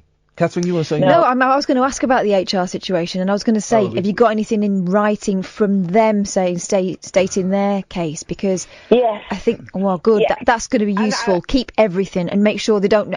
No whispered conversations in corridors, no little words with people in the office. Yeah, it's all got to be done properly, isn't it? Because I've had a similar thing, not because of mental health, but because of, my children, for example, and people, as soon as you come back to work having had children, they assume things about you. And I've had to say, and I put it in writing... Don't assume I can't do stuff. Don't leave me out of opportunities because you assume it'll be difficult. Put it to me and I'll see what I can do. I've got a good support system. Like you're managing your condition at the moment, and you will tell them if it's becoming too much. If you've got that agreement between you, then it's got nothing to do with them. They shouldn't be deciding what you are and aren't capable of. That's down to you. Yeah, and obviously had to do the whole, being signed back on to work with the GP and occupational health and all that. And there's no question with that. But what I had when I returned to work, it's funny you should make the analogy with the cancer thing, because my line manager actually said... it's like if someone were to have an epileptic fit, they might not realise during that fit that they hurt someone with their actions, but when they return to work, they might want to apologise for hurting that person because they had an epileptic fit. Did you... Serious. I'm trying to work out what their angle is, because it comes from an angle of ignorance, I think. Are they in any way saying that when you had your breakdown, that you caused some damage at work to people, either physically or emotionally? Did you, did you cause trouble at work? Trouble in italics. With one colleague, yeah. Okay. And how is the situation with that colleague now? So we've not spoke at all. Okay. You all right? Yeah. It's just Am I allowed to ask what happened? Again, you don't have to tell me anything you don't want to tell me. Of course not. No, it's there's a funny crossover because we were actually friends before we were colleagues. Yeah. And I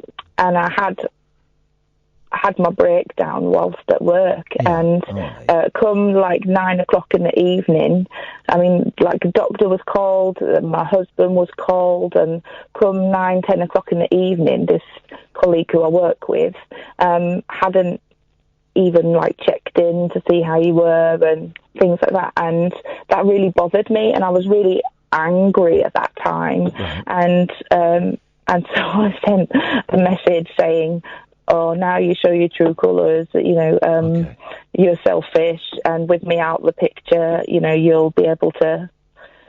Okay. Get the limelight. So it wasn't a very nice text message.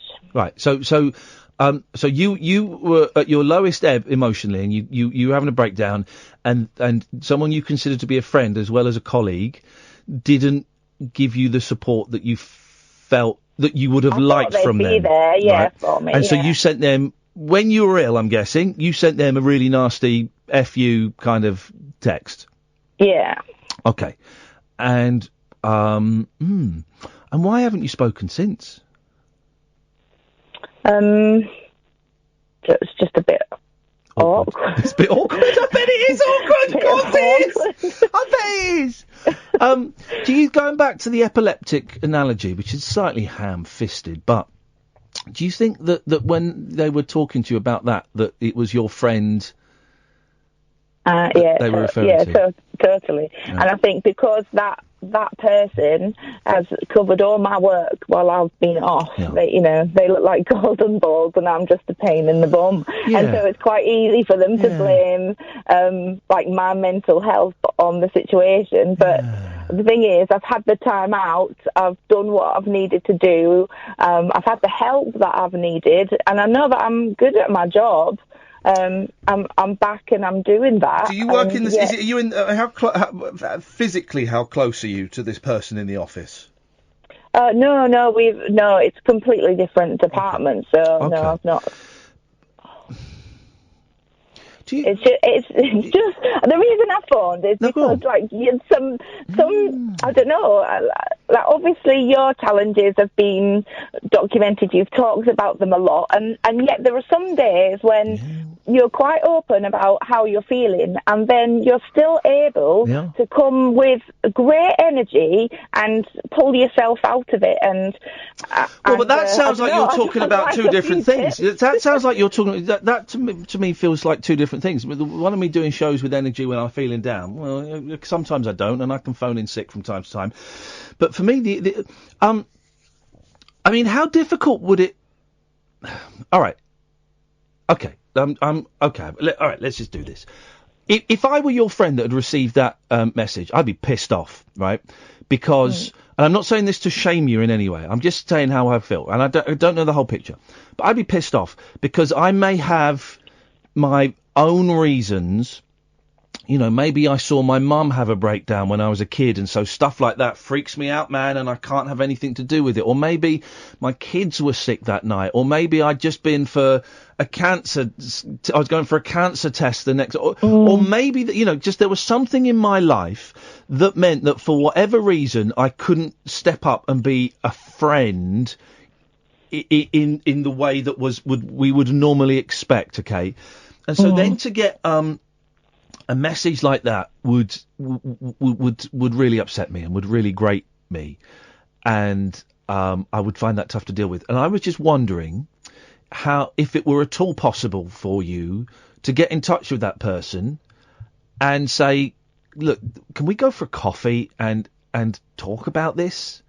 I don't know how possible that would be. And it would be a really awkward coffee, and it would end one of three ways, I imagine. It would either end with your friend getting up and telling you to F off, I never want to talk to you again, you nutty old cow, and storming out. That's one way. It could end really awkwardly with kind of nothing being resolved, and you sort of maybe shake hands and that's it.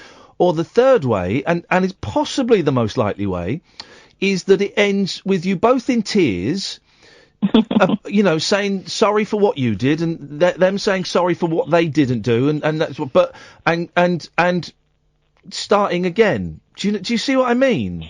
Oh yeah, I mean that would be great. But that's the point you've got to take, that you get one of those three options, and two of those options aren't great. But at least it means you don't have to avoid each other. And it means it's out there. Choose discomfort over resentment is my kind of mantra.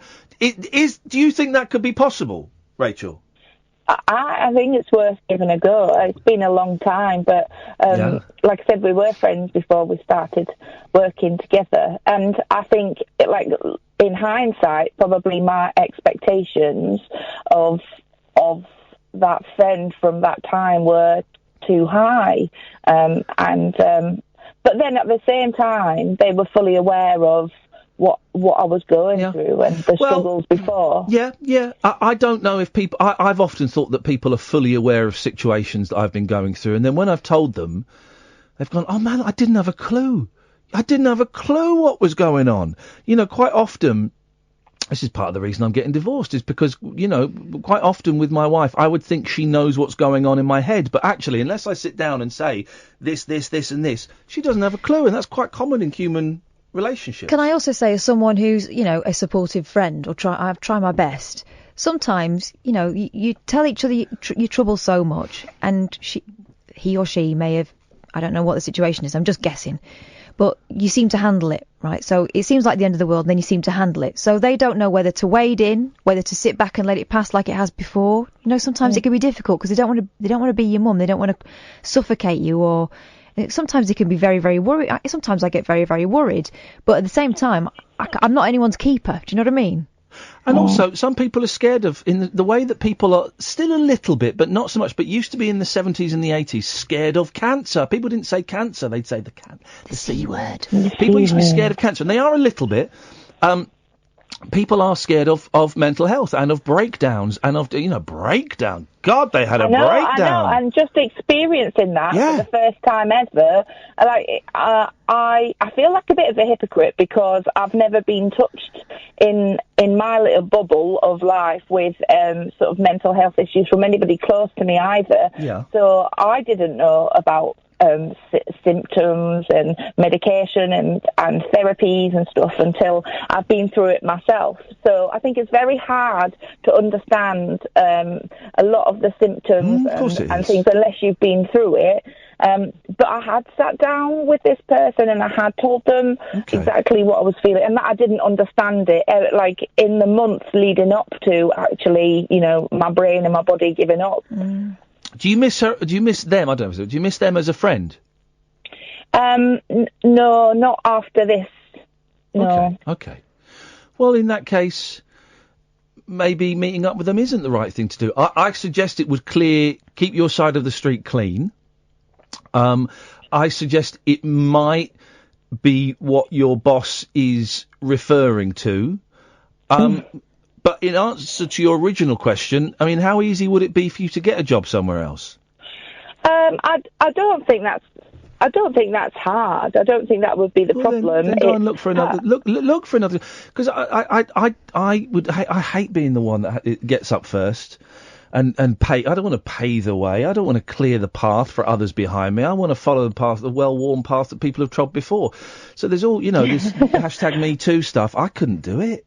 I know, but there's a really strong intrinsic part of me that really wants to let them know that they can't behave in that way, like literally having to escort me to an event and then like not giving me some of my responsibility back because I'll be lone working and like I've been declared fit to return Well, here's to the work. thing, right? Here's the thing. You're a good human being, right? Above everything else, you are a good human being. The fact that you are asking these questions tells me you are a good person. Okay, so keep that in mind.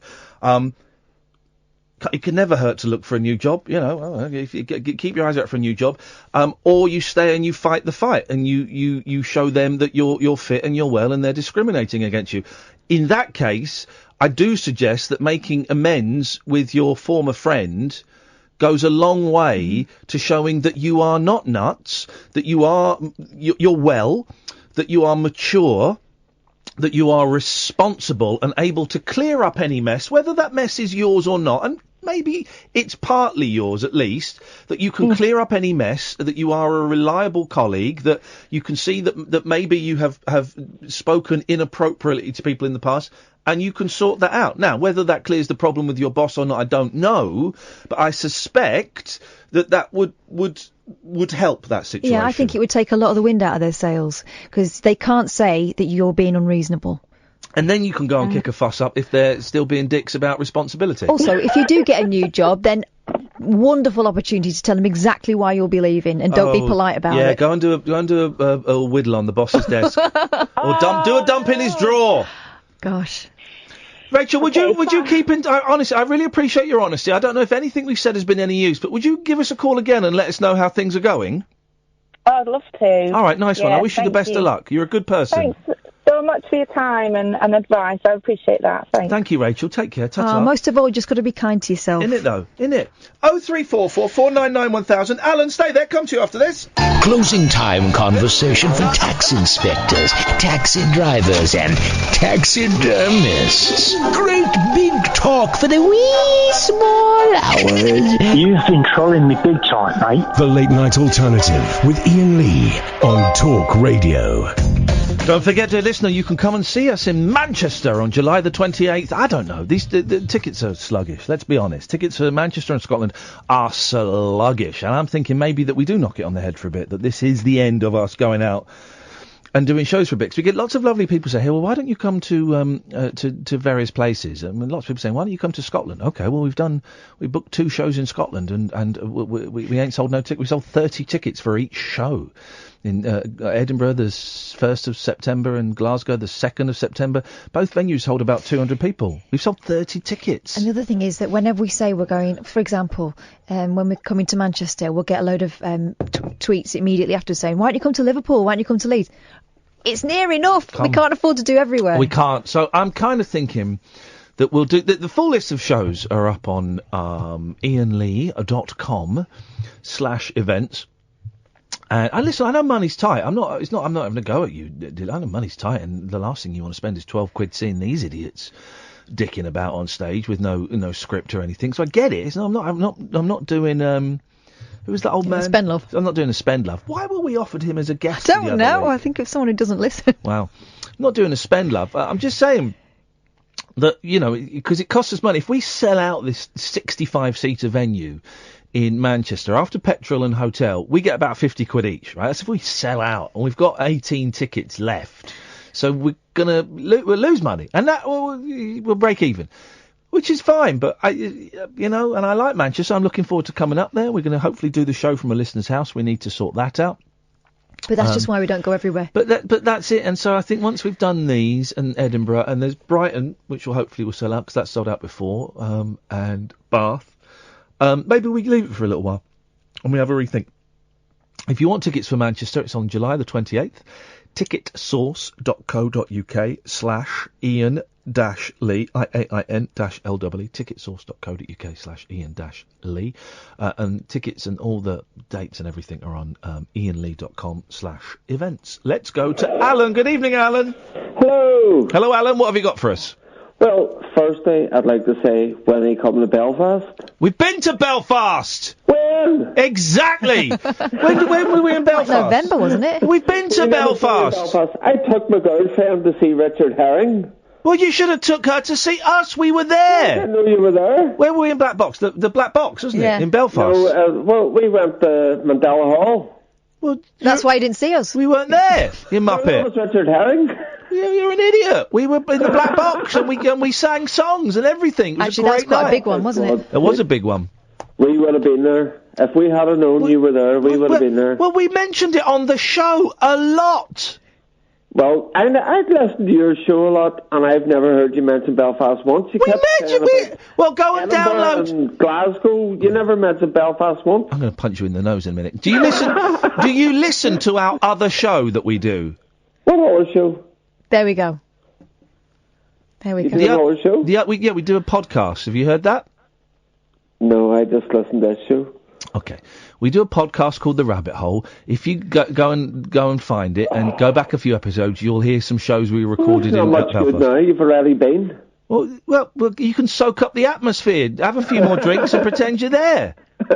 Well, you missed us, man. We were talking about coming back, but I don't know. It's money in it, and money's tight for everyone. So, putting ourselves on the line. I'm only a poor postman. Well, then you're loaded then, because you just open everyone's birthday cards and get their money. Anyway, the first thing I phoned about was kudos to your last caller, Rachel, wasn't it? Yes. Yes, because I've suffered a bit of mental health myself. Oh, I thought you were going to say you were her boss and she was fired. Oh, God. You're the funniest man I've ever spoken to. I am, and I'm guessing you didn't get to speak to Richard Herring that night, otherwise. I never spoke to him afterwards, and we compared the size of her hands, because I have small hands too. So what's going on for you then, Alan? Well, you were talking earlier about not supporting England, and obviously you can tell I'm from Northern Ireland. Yeah, because you've mentioned it. Yeah. When we have a girlfriend, last night was it? We're both supporting England. Right. But why? We're not from England. Why can you not support your home nation? Why should I? Why not support? I don't say you should. I'm just asking why. I might as well support Croatia or Sweden or Brazil. I might as well support them. Why should I support England? I don't get it. I don't get national pride. Where are you from? I'm from the planet Earth. You just support anyone that's... Well, no, first of all, I don't like football. I think it's a tedious sport. But I don't get supporting someone just because they come from the same bit of rock as you. It's fluke. It's pure luck that we are British, and you're British, sunshine. You're British. So, it's pure luck that we're British and that I'm born in England. So what? Pure luck where you're born, yes, I totally get that. Yeah. But it's good to back someone and have a bit of interest. Why? In a big event that's going on. Why? I agree, no? Why? No, tell me why it's good to back someone in a big event. Because, well, for a start, you can put a bet on. Oh, for God's sakes, man. Now we're getting to the nub of this. You're just a gambling addict. Aren't you? Well, probably, yes. Well. And my girlfriend, Julianne, she's a bigger gambling addict than I am. Yeah, well, she sounds like a great woman. What did you say her name was? Jolly-Ann? Julianne. Jolly-Ann? Julianne, yeah. Jolly-Ann? Julie-Ann. Jolly-Ann? No, Julie. Oh, Julie-Ann. Yes. I prefer Jolly-Ann. Jolly-Ann. That's a bleach, isn't it? Yeah, Jolly-Ann, I like that. She sounds like a nice lady. Oh, it's just lovely. It's just beautiful. Well, so you're just beautiful, not intelligent, funny, well-read? No, not really. Oh dear. There we go. The old romance is coming out. Probably left this now. I texted her and told her I was going to be speaking to you. Well, then you're dead meat, mate. Oh, no, she gets me. Hey, I tell you what, instead of us coming to Belfast, why don't you come to Manchester? Okay, then. When are you going to Manchester?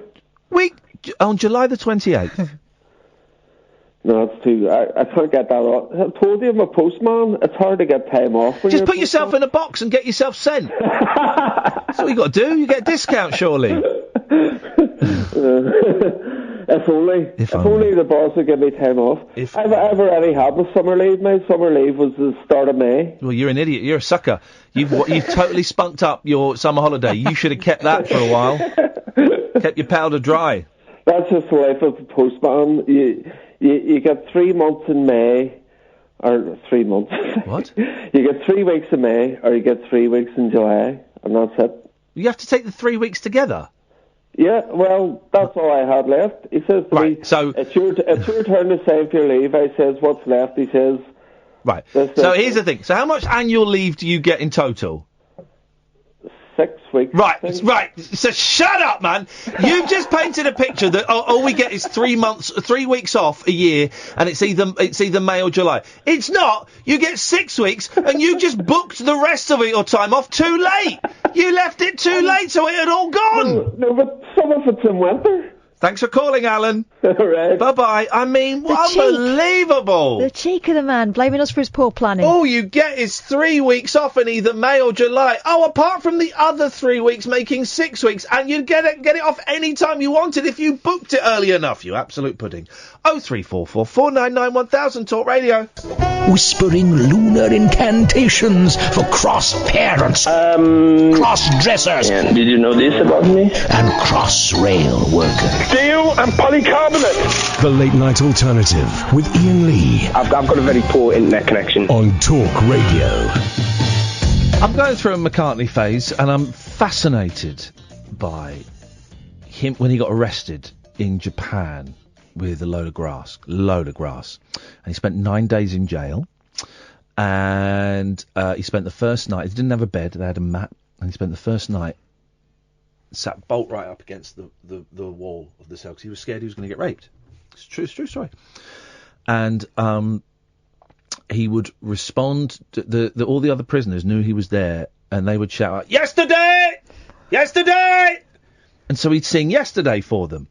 And then a bit later on, would get let out into the yard to smoke fags, and he would play a game with them called Who Can Touch the Wall the Highest, which apparently the Beatles used to play in Germany when they were bored. You stand against a wall and you jump up and you see who can touch the wall the highest. And I find this whole period of Paul McCartney fascinating, right? Absolutely fascinating. So I've got an idea for something in my head. So during the break, I just typed in Paul McCartney, Japan drugs, right? I'm going to show you look at that picture that came up. It's Paul and Linda doing the eyes. It's Paul and Linda doing the eyes. But I find that whole period, that whole 2 weeks, just incredible. You know, the whole band were warned. It was Still with Wings, and the whole band were warned. It's Japan, right? They are really strict about drugs. You have to clear out your suitcases. You've got to clean underneath your fingernails. Check your everything. You've got to be so clean because they will check everything.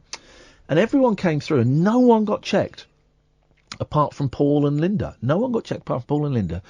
And the bloke, and Paul describes it brilliantly. He said, the guard opened my bag, lifted up a pair of shoes, and pulled out a massive bag of weed. And he looked more embarrassed than I did. And 9 days in prison, and then there was like a big diplomatic furore.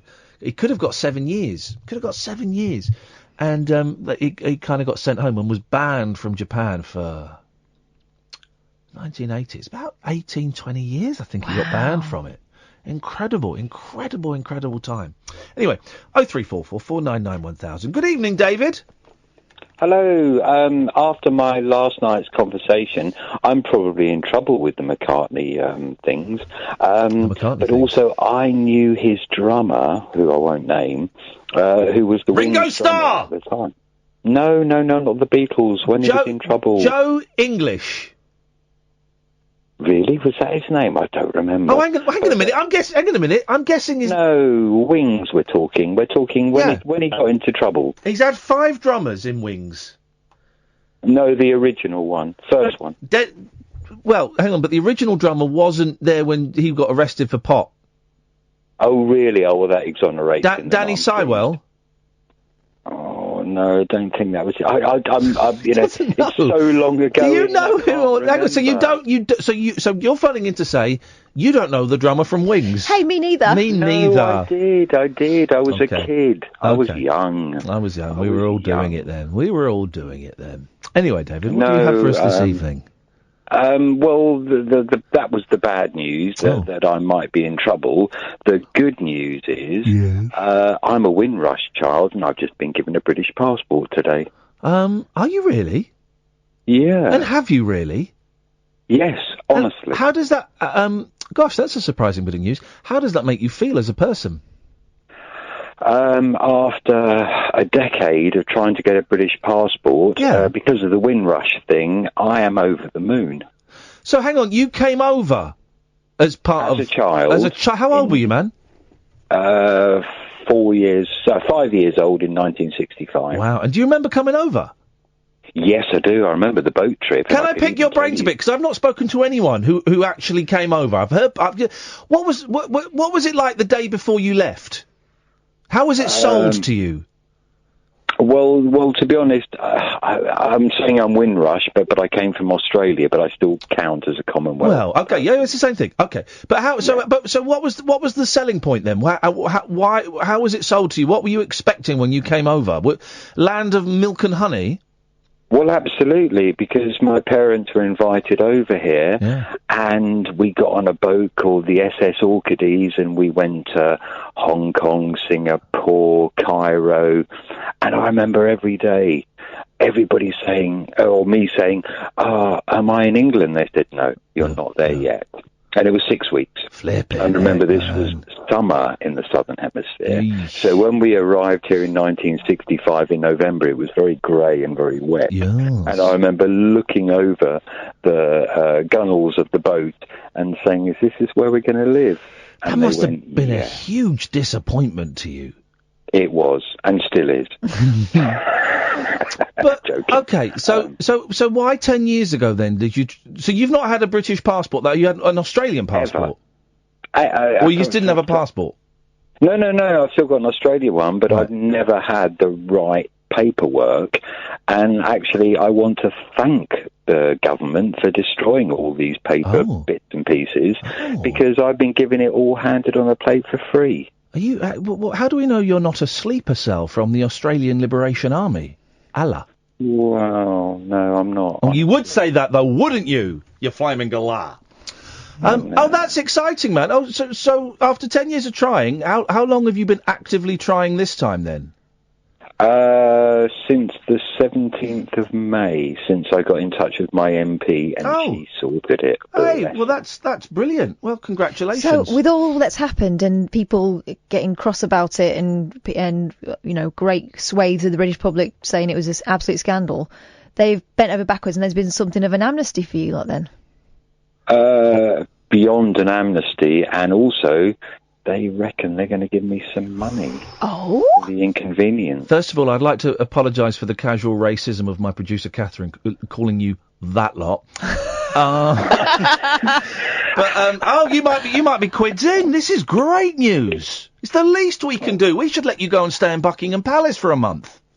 Well, I jokingly said today, when I got the bits and pieces and paperwork and blah, blah, blah, I said, I'd really like Liz to hand me the passport. She should do, on bended knee. Well, yeah, but it probably wasn't her fault. Well, no, but, oh, man, what a world we live in. Well, congratulations. I'm very pleased for you, David. Where are you going to go first? Where are you going to go? Which country are you going to go to first with your new British passport? You could be a Brit abroad. I'm going to go everywhere. Wowzers. And I am going to spend my compensation money doing it. Abroad. Spend it abroad. I'm going to do a world tour. Good for you. Nice one, David. That's brilliant news, man. Thanks for sharing that with us. Pleasure. Cheers, Mr. Ta-ta. That's good, isn't it? Hello, Martin. Hello? Oh, Martin, sweetheart! Sweetheart! How you doing, sweetheart? Hello, darling, how are you? How you doing? I'm not too bad, thanks. Me breakdowns coming round. I'm getting a bit happy now, you know. Oh, I had the nervous breakdowns, but I'm getting a little bit happy. Look, I phoned you tonight talking about consciousness. You phoned us from the shower, it sounds like. Are you naked? No, I'm drunk, lad. Hey, that'll sort out your breakdown. Yeah, I'm drunk. Now, about consciousness, yes, right? Sir. You know, I believe that we all have a soul, but the soul is... Imagine your eyesight. When you look at something, yes, your heart pulses, and as it pulses consciousness, takes it into your eyesight and onto a hard drive of understanding. Okay. Now, the thing is, though, darling, because when you close your eyes, you see red, don't you, because of your blood. If you put a torch to your eyes, you see red through your eyelashes, through your eyelids. Yes. And as you see red, imagine processing a film. You've got to put it in a room with red light. So the blood in your eyelashes becomes the processing factor of red to process what you see and download it down to consciousness. Do you follow me? Yes, Master. Now, sweetheart, right, is the lady there with you? Because I'd like to ask her. The lady is present. Okay, what's your name, sweetheart? My name's Catherine. Catherine, darling. Are you married? Yes. Tell me, do you dance for your husband when you want a dress? If you want something that he wants, do you dance for your husband to get what you want? No, I tend to just get him round? I just tend to mither him till he relents. That's nice, because I've never had a partner, but I'd like a partner who would be able to bend me around the finger, because I wouldn't like to be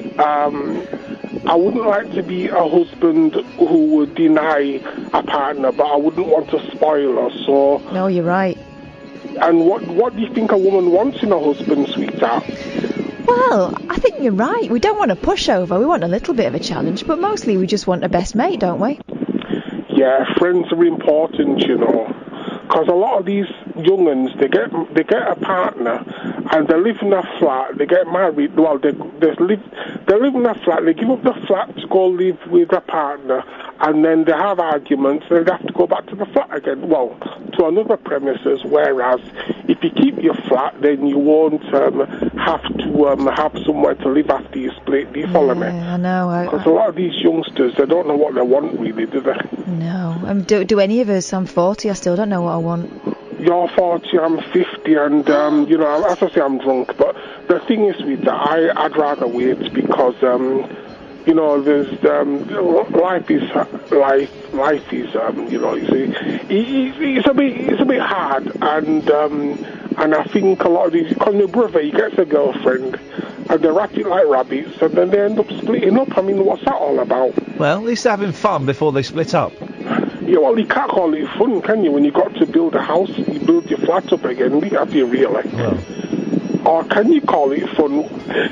What is fun? To lose a love, to have a relationship, and then having to split up, or do you think it's better to go single and try get the best partner that you could possibly get? It's better to have loved and lost than to spend your life just knocking one out. Oh, that's what they say. Yes, exactly what they say. You see, the thing is, I'm scared of having a broken heart, you see. Go and experience the joy of holding hands and falling in love. Don't worry about the broken heart. That is almost inevitable. That will come. The only way that won't come is if you die first. But if they die first or you split up, you'll have a broken heart. It's inevitable. Go and experience the joys. Yeah, but James Whale has just lost his wife, hasn't he, sweetheart? Yeah, but they had an amazing life together, which I'm sure, I don't often speak for people, but I'm sure he wouldn't change for the world.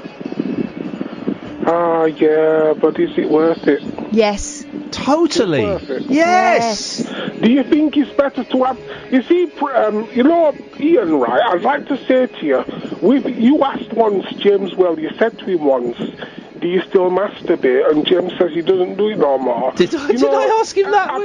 Abstaining from that helps your mental illness. It helps your mental outlook on life. But it's bad for your prostate if you don't masturbate, and that's true. You need to clear out the tubes. What did you say? It helps it? It's good for your prostate to clear out your tubes by via onanism, masturbation. But sweetheart, you see, the thing is, if you're masturbating, then the electricity... I'm not now, in case you're wondering. I'm not now. I know, but if you do it right, the electricity flowing into your prostate will cook it.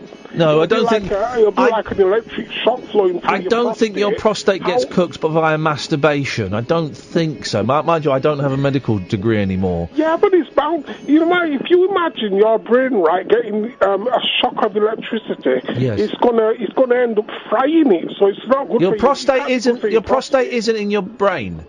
I know, but it's the same principle. If you get an electric shock, right, in your brain, then it's going to end up frying it. And if you're masturbating, that electricity is going to end up cooking your prostate, isn't it? Imagine if you died because of your cooked prostate while you were masturbating, and that's how the medical team or your mum found you. Yes, but internally, it can't be good for your prostate if you've got electricity flows flowing into it. Is there not a way? But that's what your prostate's for, Martin, sweetheart. Yes, but not every night or every week. That's where I'm going wrong. I haven't done it for 15 years. Wow, that's a big... That can't be good for you. Your tubes are completely backed up with naughty juice. Yeah, but that's what wet dreams are for, because I keep having wet dreams every now and again. And on that bombshell, we say thanks very much for calling, Martin. Wowzers. I mean...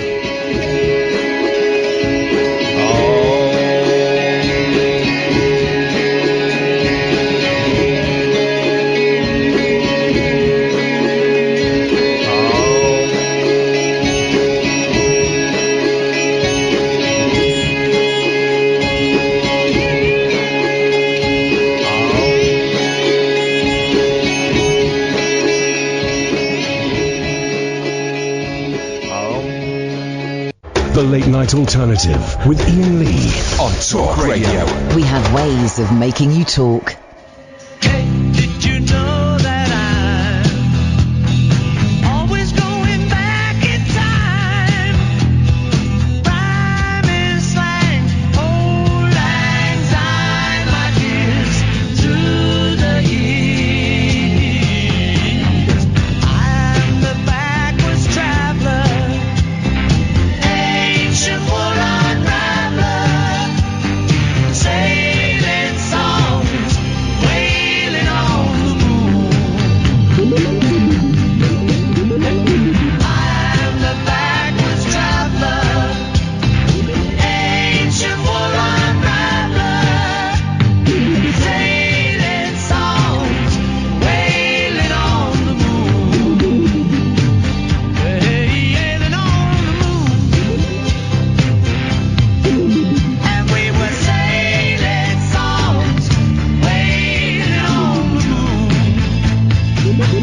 We were wailing on the moon.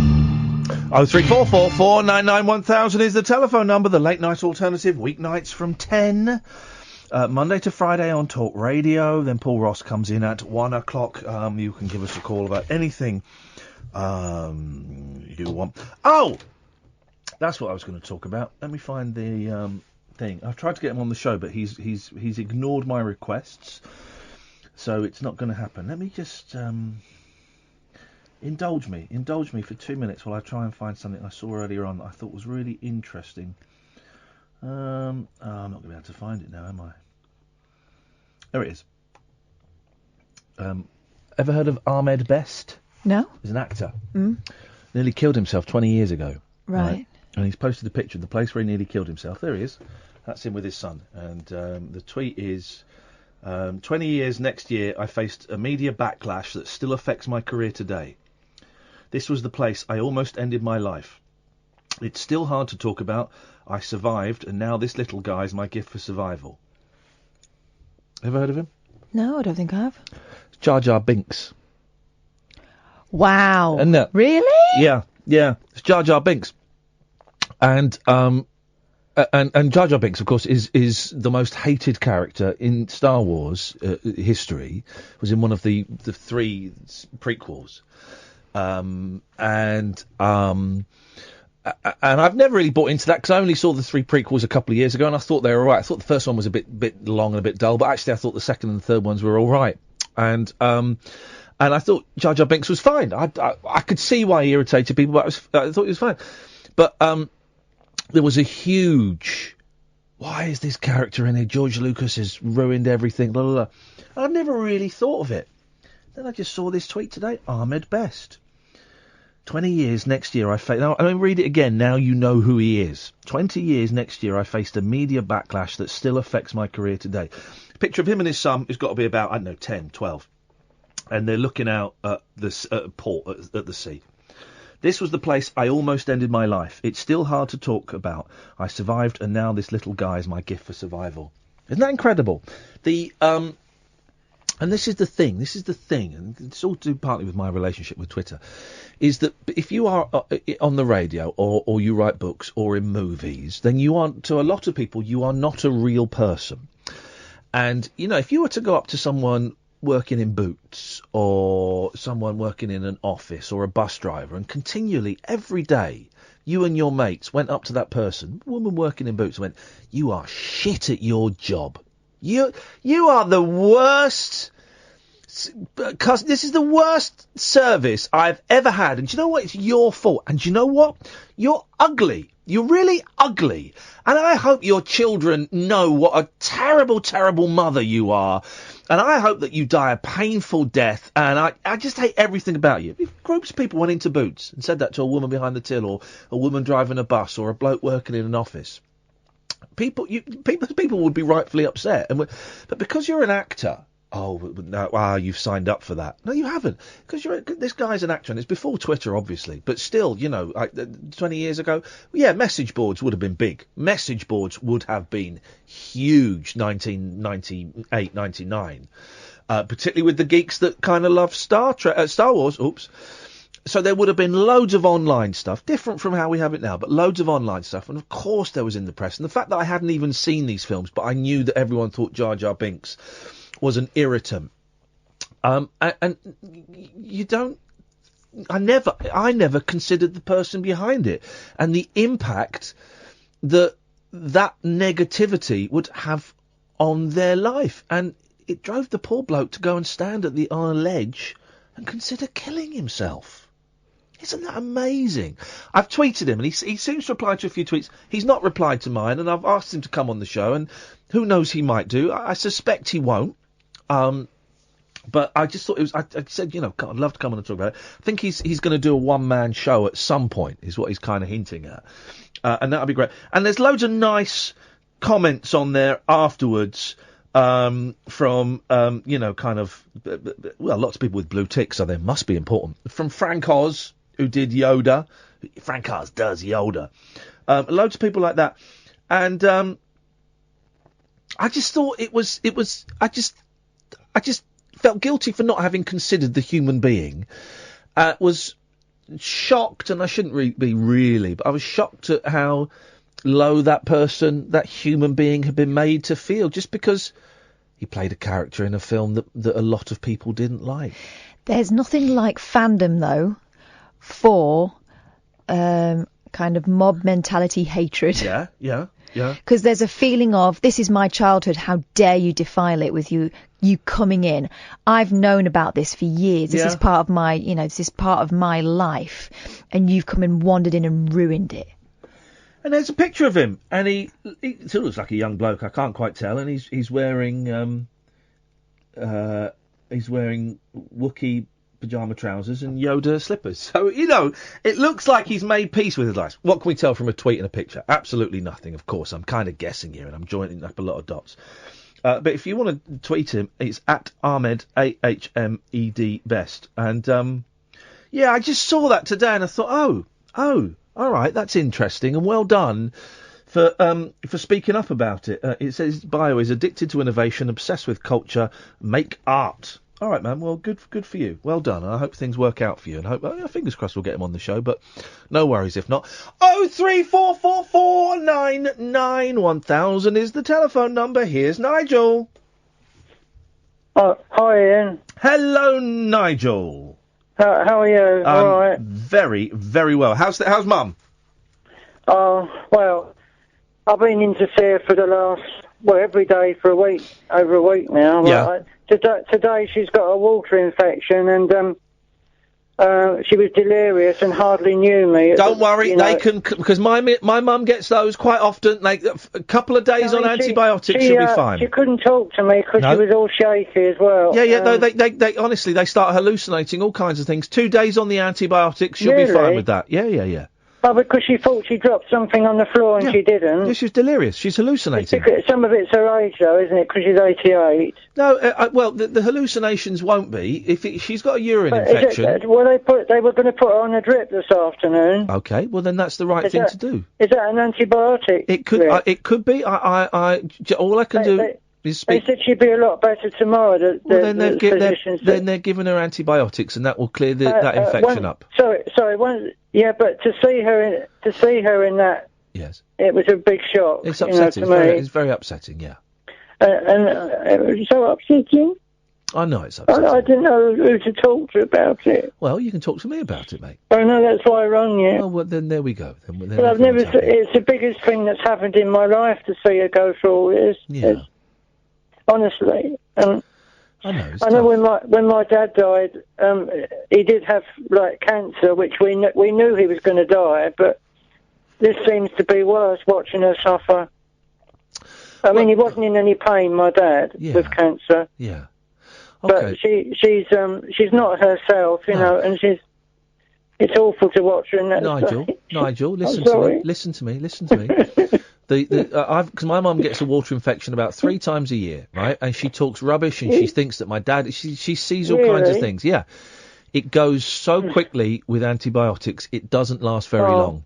Well, she won't forget me then. No, she won't forget you, mate. She'll forget you for a couple of days. She didn't welcome me. It's as if she didn't know I was there. Because she can't see you. That's why, because of this infection. Seriously, the antibiotics will clear it up in 2 days. I'm sure of it. And then she's supposed to be going to a cottage hospital to get better. Nice. That sounds nice. Especially, which is nearer to me to visit her as well. Absolutely perfect. Oh, I know, but I'm so lonely because she's always been here for me. Have you ever called the Samaritans, Nigel? Yes, I have. Yes, when my dad died. Have you called them? Because you know that they're free. It's a free number. Yeah. And it means that you don't ever have to be on your own. I'm glad you're calling us, but you can call them as well.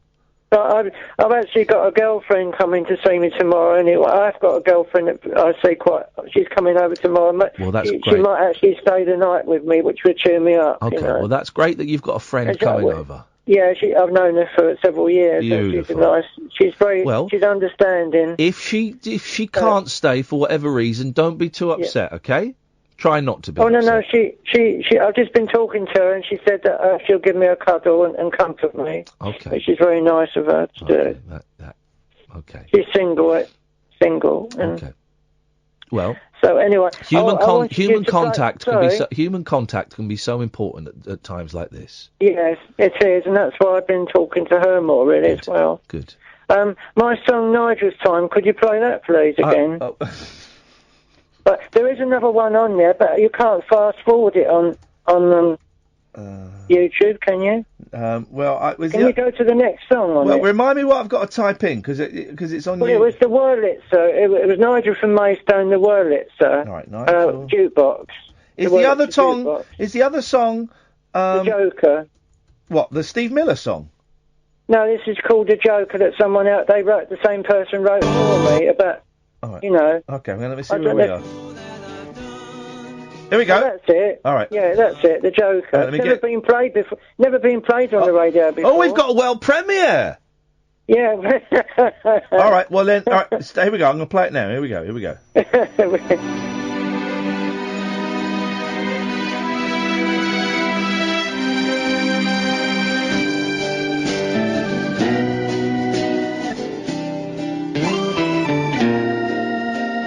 Tried, been denied, I've got nothing to hide, got no shame, I'm not to blame, on the doorstep again, after all that I've done, can I still be someone?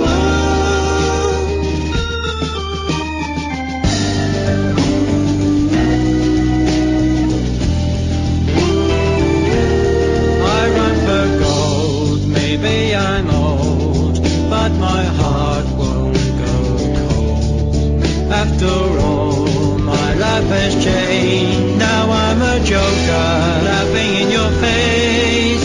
Because all that I've done, look out how far I've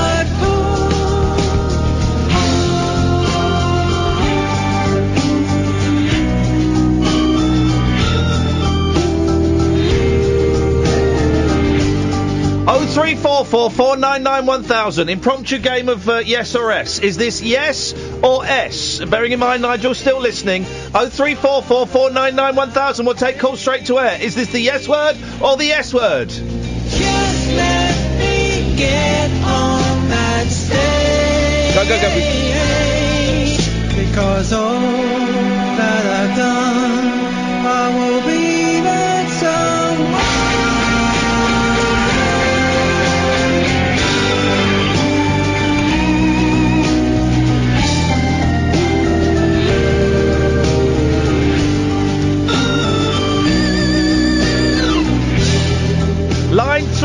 word or S word?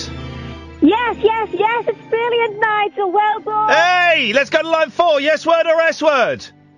It's Nigel time. This is not a bag of shite. Okay, well, harsh but fair. Line 4. Yes word or S word? Alright, it's Macca calling. Hello, Paul. What you reckon? Yeah. Nigel's music is fab. I love it. Thank you, Paul McCartney. Paul McCartney. Line 5. Yes word or S word? Brilliant. Yes. Alrighty, here we go. 03444991000. Line 5. Yes word or S word? Nigel actually has a really beautiful voice. Thank you very much indeed. Because all that I've done, I will be. Yes word or S word? It's a yes from me. Thank you very much.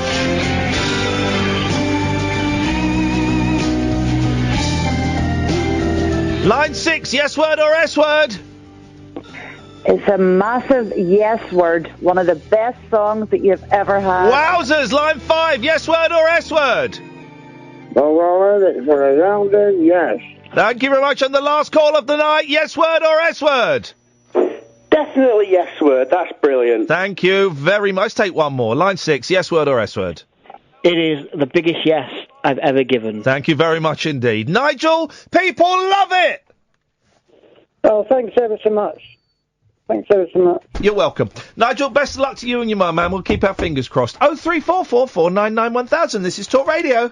Moonlit musings from mums, madams, and meat packers. Oh, never mind, I must have misheard. The Late Night Alternative with Iain Lee. The station's brilliant. On Talk Radio. 03444991000. Let's go to Sean. Good evening, Sean. What would you like to say on the radio to about 65,000 people? 65,000. Thank you very much, sir. Very, very kind. I just phoned up to give a bit of love to Nigel. Oh, go on then. How would you like to give him that love? I would just like to say that I appreciate his work, and I think he's a bit of a genius, unlike yourself, and a bit like your female colleague. No, I don't mean that. I don't mean that, really. No, you too. Have we ever spoken before, Sean? Probably. I don't. We're not going to speak again. Good evening, Dale. Hello. Oh, hang on a minute. Someone's having a strum. Sorry, I was tuning my guitar. It's a bit hot, so maybe. Have you been masturbating it? Oh God. Sorry. Nothing.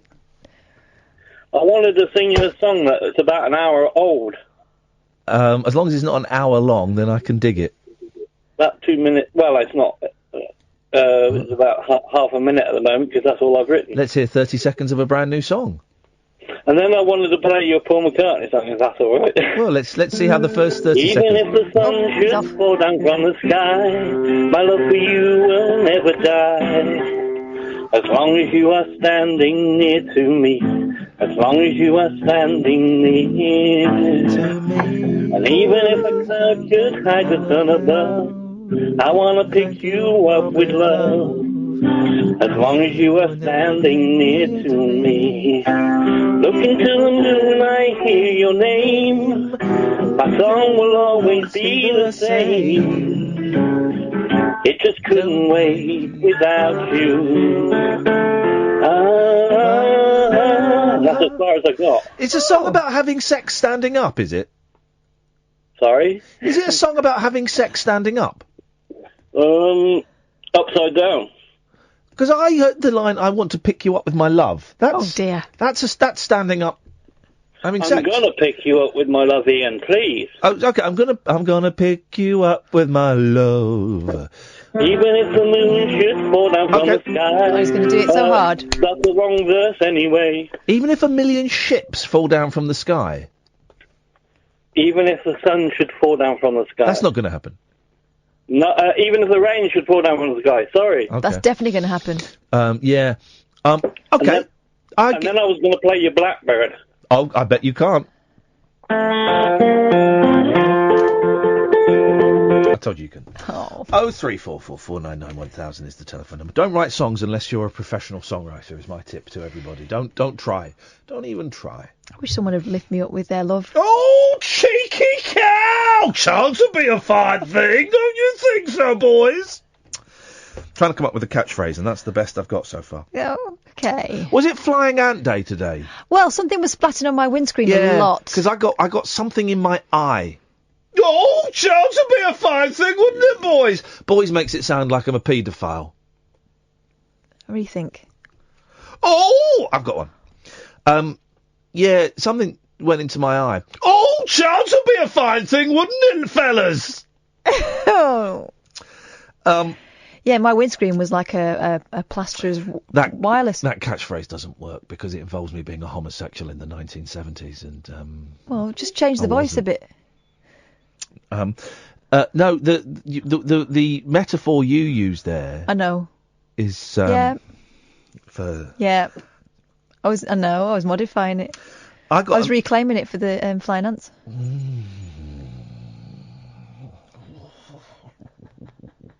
Oh, yes. Oh, yes. Oh. Yeah, I got them in the eye today.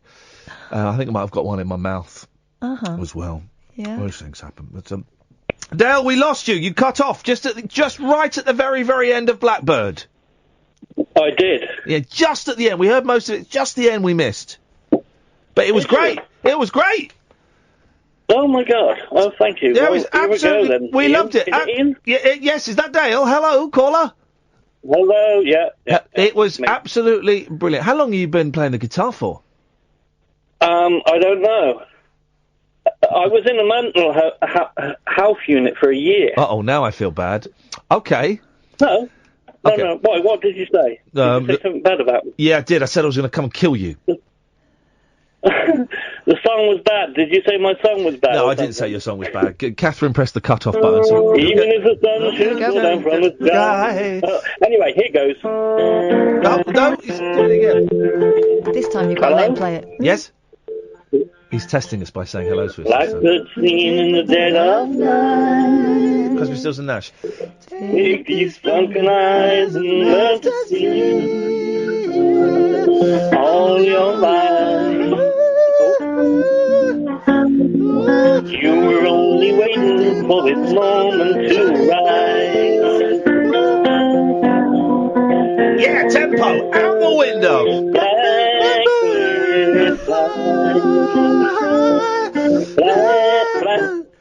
Blackbird, said he couldn't play. Fly into the line of a dark black night. This is all over the place, man. And now a calf, how calf would maybe sing it. Oh, gee. Blackbird singing in dead of night. Oh, racism. Yep. No. Yes. It's quite a racist song. It's about Diana Ross. That's a true story. It's about Diana Ross, a black bird. That's what it's about. Oh, well, I didn't know that. So what was it like in a mental unit?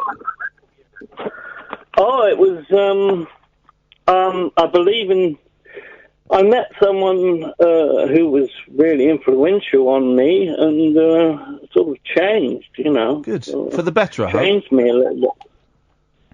Sorry? For the change for the better, I hope. Oh, yes. What do you do in a mental unit? Obviously, you do therapy and you talk through things, I would imagine, and you take medication. But what do you do for the rest of the time? Well, it's funny. It came at the right point in my life. I mean, something always happens to me, Ian. Yeah. Basically. Yeah. And I think I'm very lucky with that. So, Good. You know. Luck's a good thing to have on your side. How long you been out? Yeah. It's a year now or so. Okay. Nice one, man. And you're doing okay, yeah? I'm doing great, Ian. Thank you. Beautiful. Good. I'm pleased to hear it, Dale. Thank you, man. No worries. Take care, man. Bye-bye. Sarah. Good evening, Sarah.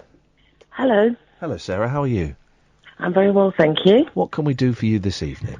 Well, I just wanted to say thank you for giving out sort of information on the Samaritans to Nigel, who was feeling a bit down.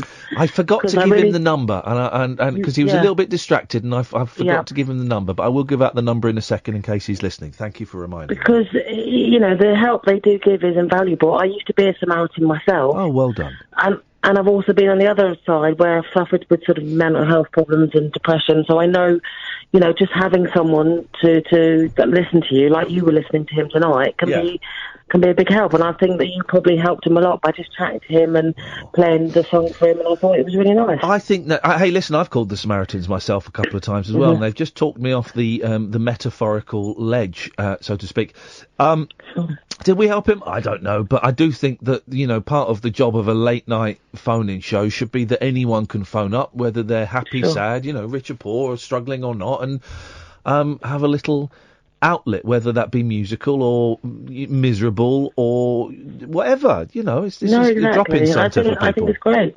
Thank you. And I do think you probably do, having listened to the callers that have come on since, Nigel, that you probably are an outlet for some people who are lonely and perhaps just sitting at home listening, and it's a bit of company for them, listening to you talking, maybe watching you either on YouTube or Periscope, which is how I came across you. And it's nice that they feel they can ring up and chat to you like an old friend. I hope so, because I'm lonely, Sarah. I don't say that lightly. I'm lonely, and it's that's a very kind thing of you to say. So thank you. I appreciate that.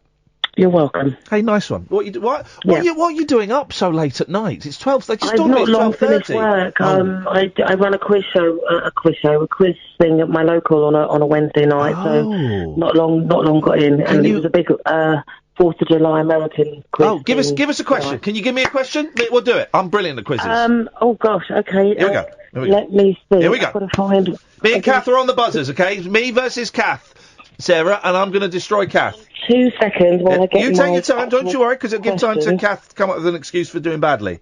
Huh? Right. You keep talking, mate. Keep talking. Oh, she left the questions in the pub. Here. No, they're here. Hold on. Right, general knowledge one. Here we go. Which wind of North America shares its name with a helicopter? Santa Ana. Nope. Chinook. Yes. Okay, right, Catherine, you didn't get that. So I got that. It's 1-0 to me. No. You're not allowed guesses. It's a You got it wrong. You got it wrong, mate. You got it wrong. All right, move fine. on. Okay, move on. Okay. What canal joins the Pacific and Atlantic Suez. Oceans? No. Panama. Yes. Thank you. You're not allowed 2 goes. Oh, so it's gone from you're not allowed guesses to you're not allowed 2 goes. Do you know where the Suez Canal is? It's going to be right up your jacksie. All right, so even though, for the record, I've got 2 questions right, Sarah, it's 0-0. You would have written those down on your paper first, right? All right, fine. So shut it. Got a point. She has got a point there. Well, but she's got a point. None of us have got any points. Okay, let's try again. Okay, Thank you, Sarah. I'll give you another one then, a music one. In which year did Michael Jackson release his first breakthrough album, Off the Wall, which sold 7 million copies in the United States? I know. 79. No. It's 79. Oh, 79. Yeah, but I was going to say, we're buzzing in. I buzzed in. Buzz in the first 2 times. Sarah? Adjudicator? I would say whoever said it first gets the point. That would be me. Right, well, okay, now we know the rules. We'll start again. So it's 0-0. Here we go. No! I'm having it. Well, I'm having the other 2 then. It's not fair, is it, Sarah? No, it's not. Sarah, sorry, I have... And I'm not just saying it, but she did say the answer first. Okay, Sarah, let's go on. Next question, please. It's 1-0 to Catherine. Okay. Which US territory became a state in 1907 Hawaii. and was the subject of a 1943 musical? Hawaii. No. Incorrect answer. Right, I've got a bit of time. Could you repeat the question, please? Yes, I can. Which US territory became a state in 1907 and was the subject of a 1943 musical? 1943 musical? 1943 musical. Don't be telling him, Sam. Sam's not telling me. Yes, he is. Sam is not telling me. Sam is not. So 1940. Sarah, even. Sorry? No, Sam's through the glass cheating. Yeah. Yeah. Sam. He's not cheating. 1943 musical. That's also a state Oklahoma. Oh! Yes. Thank you very much indeed. Don't give me clues. Oklahoma is the correct answer. Give us right. So this is the deciding question. Thank you, Okay. sir. Bless you. You've spent all night doing the quiz, and now you've got two idiots bullying you into doing another quiz. One, you mean? Yeah, exactly. Okay, one more. Chicago borders which of the 5 Great Lakes? I don't know any of the lakes. Districts? No. Shall I give you an easier question? Well, no, hang on. They're only easy if you know them. So you should, I'm going to go for a guess. Lake Michigan. Correct. Oh! Daddy's home! Daddy's home! Oh, it's bedtime! Daddy's home! Oh, yeah! No, we don't need an easier question, Sarah, because that one was easy enough for me. Daddy's home! Daddy needs to sit down. Daddy's home! Well done. Thank you, Sarah. Nice to speak to you, Sarah. Well done. Any time you want to try out some quiz questions, you have 2 willing subjects here. Well, one. Okay. You're a good sport. I do them every 2 weeks, so maybe I'll call you in a couple Come of back weeks' on time. again anytime. Thank you very much, Sarah. But before we go to the break, Daddy's home! Victory, Daddy's home! Daddy's home! Daddy's home! It's bedtime for little baby! Daddy's home! Daddy's home! Daddy's home! It's bedtime for little annoying! baby! It's bedtime for little baby! Daddy's home! Daddy's home! Go to the break.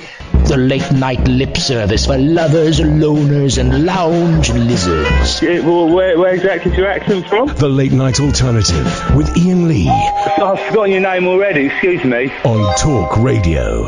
By the way, since when do I call you Daddy? Weirdo. It's bedtime. Daddy's home. Oh! That was the most disturbing 2 seconds of my life. Shall we go to an easier question? Yes, please. I never said yes, please. Yeah, I never yeah. said yes, please. No, we won't. You're making up your own history now. You've given us a question. Let's focus on that question. Take that call, Sam. That's a great call. So Bit out of breath now, aren't you? I'm absolutely effed. Good evening, Brian. How are you doing? I'm over the moon, mate. I destroyed my best mate in a quiz. Oh, I've been listening, but then I had to turn it down because I was phoning you. You're missing out. You're missing out. Technically, it was 4-1, but I'm happy with 2-1. 4-1, 2-1. Yeah. Oh, there you go. But I love Casto, so thank you. I'll give her more points than you. Thanks very much, Brian. Yeah, the points you hand out are willy-nilly. They're irrelevant points. My points were earned because I knew things, so my points are good. Mine's is good points. Anyway, carry on, Brian. I got love points. You're a 9, Casto 10, so that's fair enough, isn't it? Yeah, but in what? In terms of being most popular with perverts that phone up radio shows, we're wicked. Catherine can have that. I don't know. You do quite well. Catherine can. Well, I'm not a pervert, so. You don't sound like one. No, perverts fancy sheep. Sorry. No, I was just wondering on listening to the call, because I was saying to your colleague that it couldn't. Sam's not old enough to be a colleague. Yes. Go on. He put me through, but listening to the previous call about mental health and things like that. Yes. Have you not? To be quite straight with you, which you might not like. Uh-oh, here we go. Yeah. Here we go. Yes, go on. Get to the meat and two veggies. When you spoke to that lady, you said about mental health and places and staying places and this. Have you not had to seek advice and stay in a place where you needed help? I don't understand your question. Try it again. Maybe I'm being obtuse. Try it again. Well, what I'm saying is, I know from mental health background is the previous call. You were listening to what she said. Yes. But what I'm trying to say is, as you as a person, Ian, you probably can't actually say on live radio, but have you not had to do the same? He's asking whether you've been sectioned. No, I don't think he is asking whether I've been sectioned. Are you? Are you not asking? No, not You're sectioned. You're asking. No. Hang on. No, he's not. I think he's asking, have I never had to work somewhere where people were dicks? Not sectioned. I was asking, have you not voluntary, had to go and stay in a place where you needed help? No. With therapy or... No. You haven't? No. Never? I don't think so. Why? What do you think? It sounds like you know more about me than I do. Well, I just know other celebrities that have had to do that, and right. I was just wondering when the way you were talking to that lady, that's never happened, has it? It's all been out of. Let me think, because yeah, I'm sure. Yeah, I'm pretty sure. I'm surprised you don't believe me. No, I do believe you, but you're asking the same question several times. No, I've as far as I can remember, maybe I was under very strong medication. I have never stayed in a treatment centre or a recovery unit or a mental health unit. Oh, okay. Oh. So when the other night when you were talking about like the psychotic behaviour and different things, did you just do that on your? Did you go to your local therapist and? No, I was off my face on drugs. I was high on drugs. Yeah, I know, but when you recovered, yes. Did you not go to like certain doctors and therapists and get reassigned to a certain place and the different things? No. No. Well, may I ask, why are you asking? What's going on with you? What's going on with me is that it's quite a difficult question, but I have suffered with anxiety since I was about 11, and I'm 40 now. Right. And I obviously, at a young age, you know what all that was about, and then you go to university and you get drunk and get pissed and take too many drugs and probably similar. And, so have you been somewhere then? Have you been to a residential medical treatment centre? I have, yeah. Thought so. But it costs me a lot of money. Yeah, they can be expensive. Well, you're looking at what you're looking at, £700 a day. £700 a day. That's a very expensive one. Yes. No, the way I've been waiting for 3 months for NHS to have an appointment with the consultant, and prior to that, I had to go to a private hospital and a private doctor. He was charging £240 an hour. Yes. And probably spent right, £700. £30,000. Yeah, £700 a day is £5,000 a week, and I know that £5,000 a week. I was offered a place in the Priory for about £4,000 a week, which I didn't take. I didn't go because I didn't. I'd rather spend the money on cocaine. So if you were staying, that's true. So, well, actually, it was less. It was about £3,500 a week. So if you were staying somewhere for £5,000 a week, that's got to be a pretty swanky place to be. Did it work? I was there for 6 weeks, and it did work at the time. And then, how did you manage to afford it? How did I manage to afford it? I spent all my savings. Right, that's a heck of a lot of savings. I know, and £30,000. That's why I had to stop. The consultant was excellent, but £240 an hour once a week, who can afford that?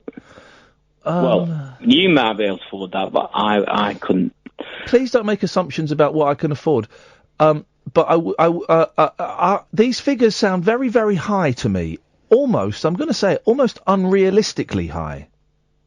No, not at all. Not unrealistic at all. Yeah, unrealistically high. I mean, excessively high. £5,000 a week, and what was it? A therapist you were seeing at £240 an hour.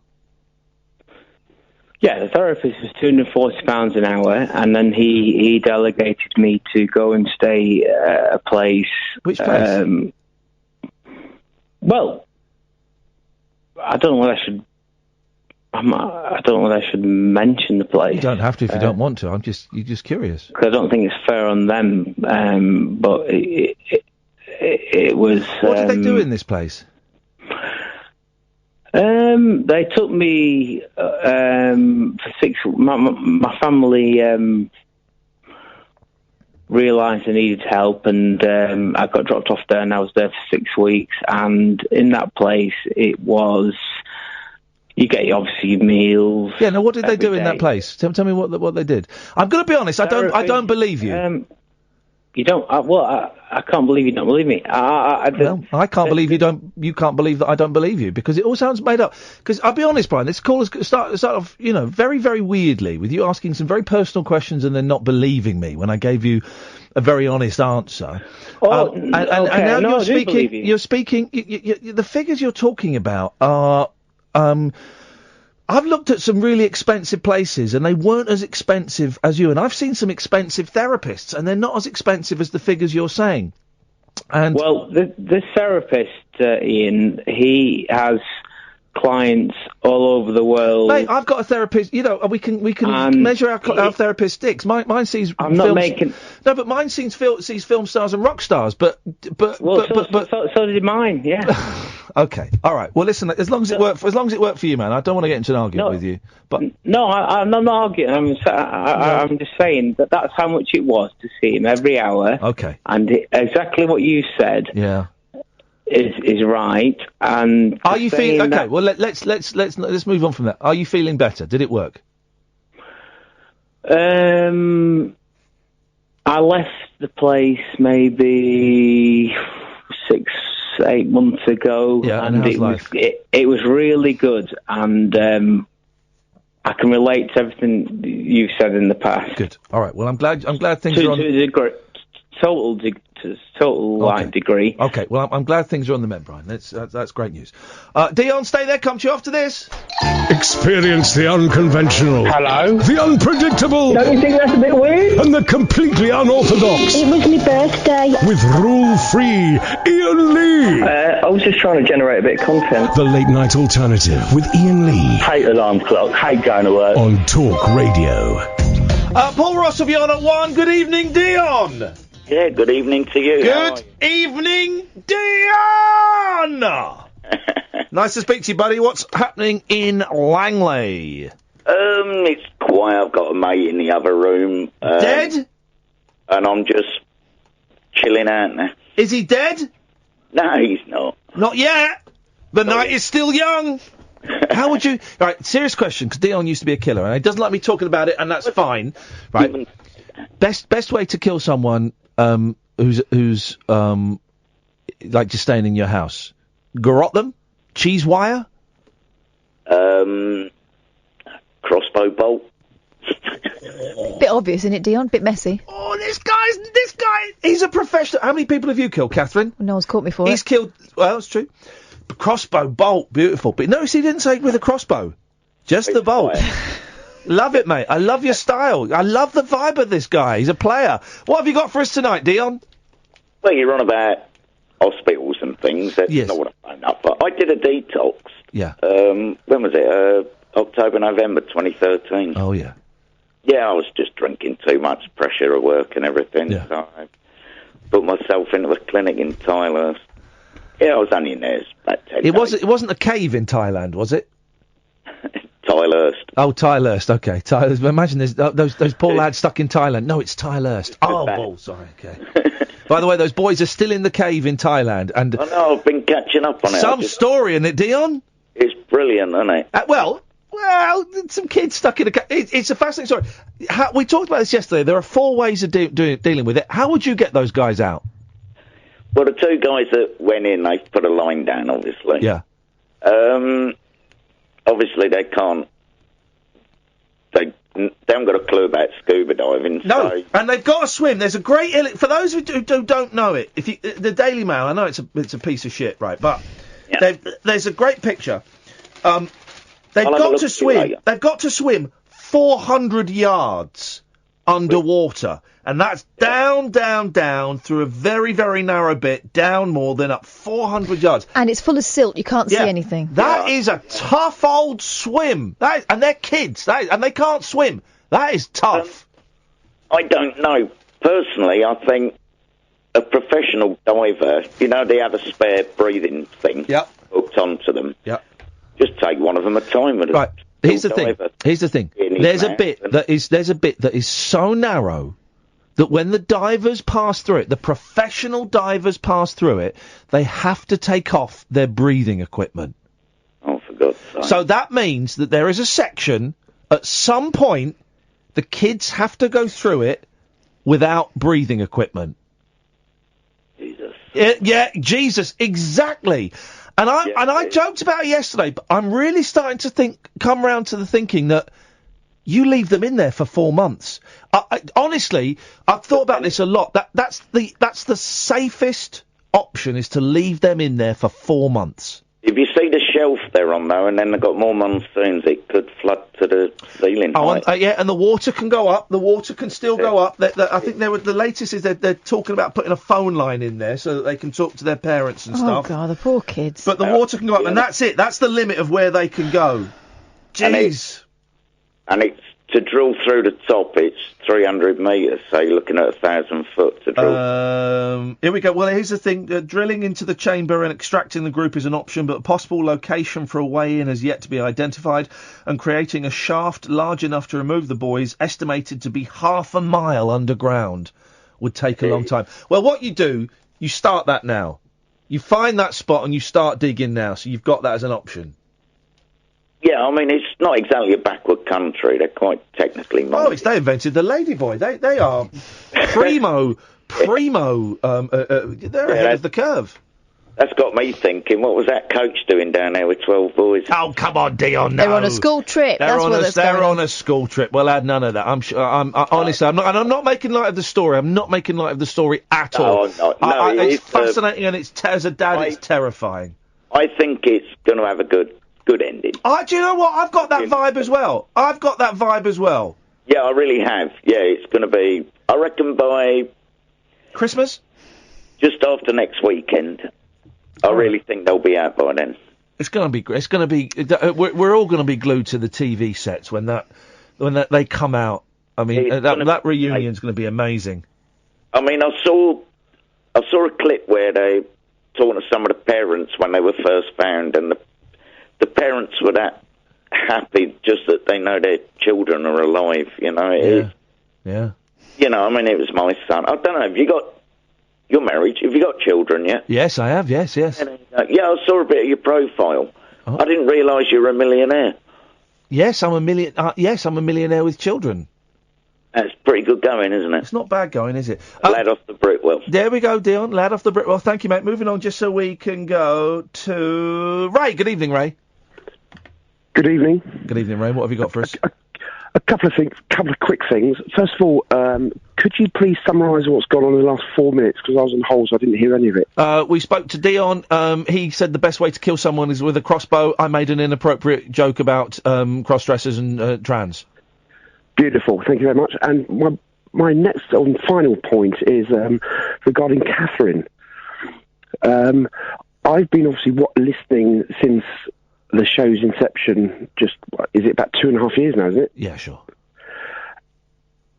Can I ask your opinion? I believe in that time, her potty mouth has got worse and worse and worse. Hasn't it just? Yeah. She was such a nice person. Wasn't she? Started. Wasn't she just? No. Now she's ridiculous. Yes. What would you like to see done to her, Ray? Well, I don't know. I think she's beyond help. Yeah, should we fire her? We can't do that because she is a good part of the show. But you're Up yours, Ray. Apparently, Paul Ross has been stood in that doorway for the last 2 minutes. Well, he's a Sam professional. typed up on my screen. I didn't see. I can't see. It's like I've wandered into I love coming to a decompression chamber from outer space. I love just lurking there, waiting to see what's happening. It's been a great. I must say, you always deliver a great show without me being patronized. It's been a belter tonight. It's been all right, hasn't it? Talk about emotional range, and what a show! Thank you, brother. You need to go and decompress somewhere. No, I know my place. What you got for us tonight, Paul? Well, loads of stuff on the blocks, but one I'm particularly looking forward to is Prince Andrew actually did some work today. He went to Edinburgh. Shut up, possibly man. because there's a golf course up there, but he unveiled a statue to a remarkable man. He died a couple of years ago. Yes. I was meant to interview him 4 or 5 years ago. He wasn't well enough. His name is Eric Brown. Yeah. His nickname was Winkle because he's of that age. Yeah. He flew. He's a remarkable pilot. They've honoured him at Edinburgh Airport. He flew 487 different types of aircraft in his career as a naval test pilot. An absolutely remarkable unsung hero. In the year that the RAF celebrates its centenary, we are celebrating this remarkable man, and it's great to go north of the border for once. Up at Edinburgh Airport. How many different types? 487 and the thing is, that doesn't include different marks within those aircraft. So he flew like the Hurricane 1, 2, 3, 4, 5. He flew jet that many planes. different He aircraft? started training in the 1930s. He went all the way to a plane, a supersonic plane that could have taken him into outer space in the course of one life. He's a remarkable man. Sadly, he's no longer with us, but we're paying tribute to him on the show tonight. Beautiful. Crossing also to Thailand for obvious reasons, going to India for the latest on their space race, and all the usual tosh as well. You're 10 seconds. What would you do with those kids in that cave? I'm erring on leave them in there for 4 months. Oh, I think you've got to. I mean, they've got to rescue them. They can give them a crash course in scuba training and do that kind of buddy breathing thing. Yeah, I think. it's such a. We're crossing life to Thailand for the latest on that. Beautiful. I look forward to that. Paul Ross up next. We're back tonight at 10. Till then, from us, ta-ta. Thank you. Bye bye.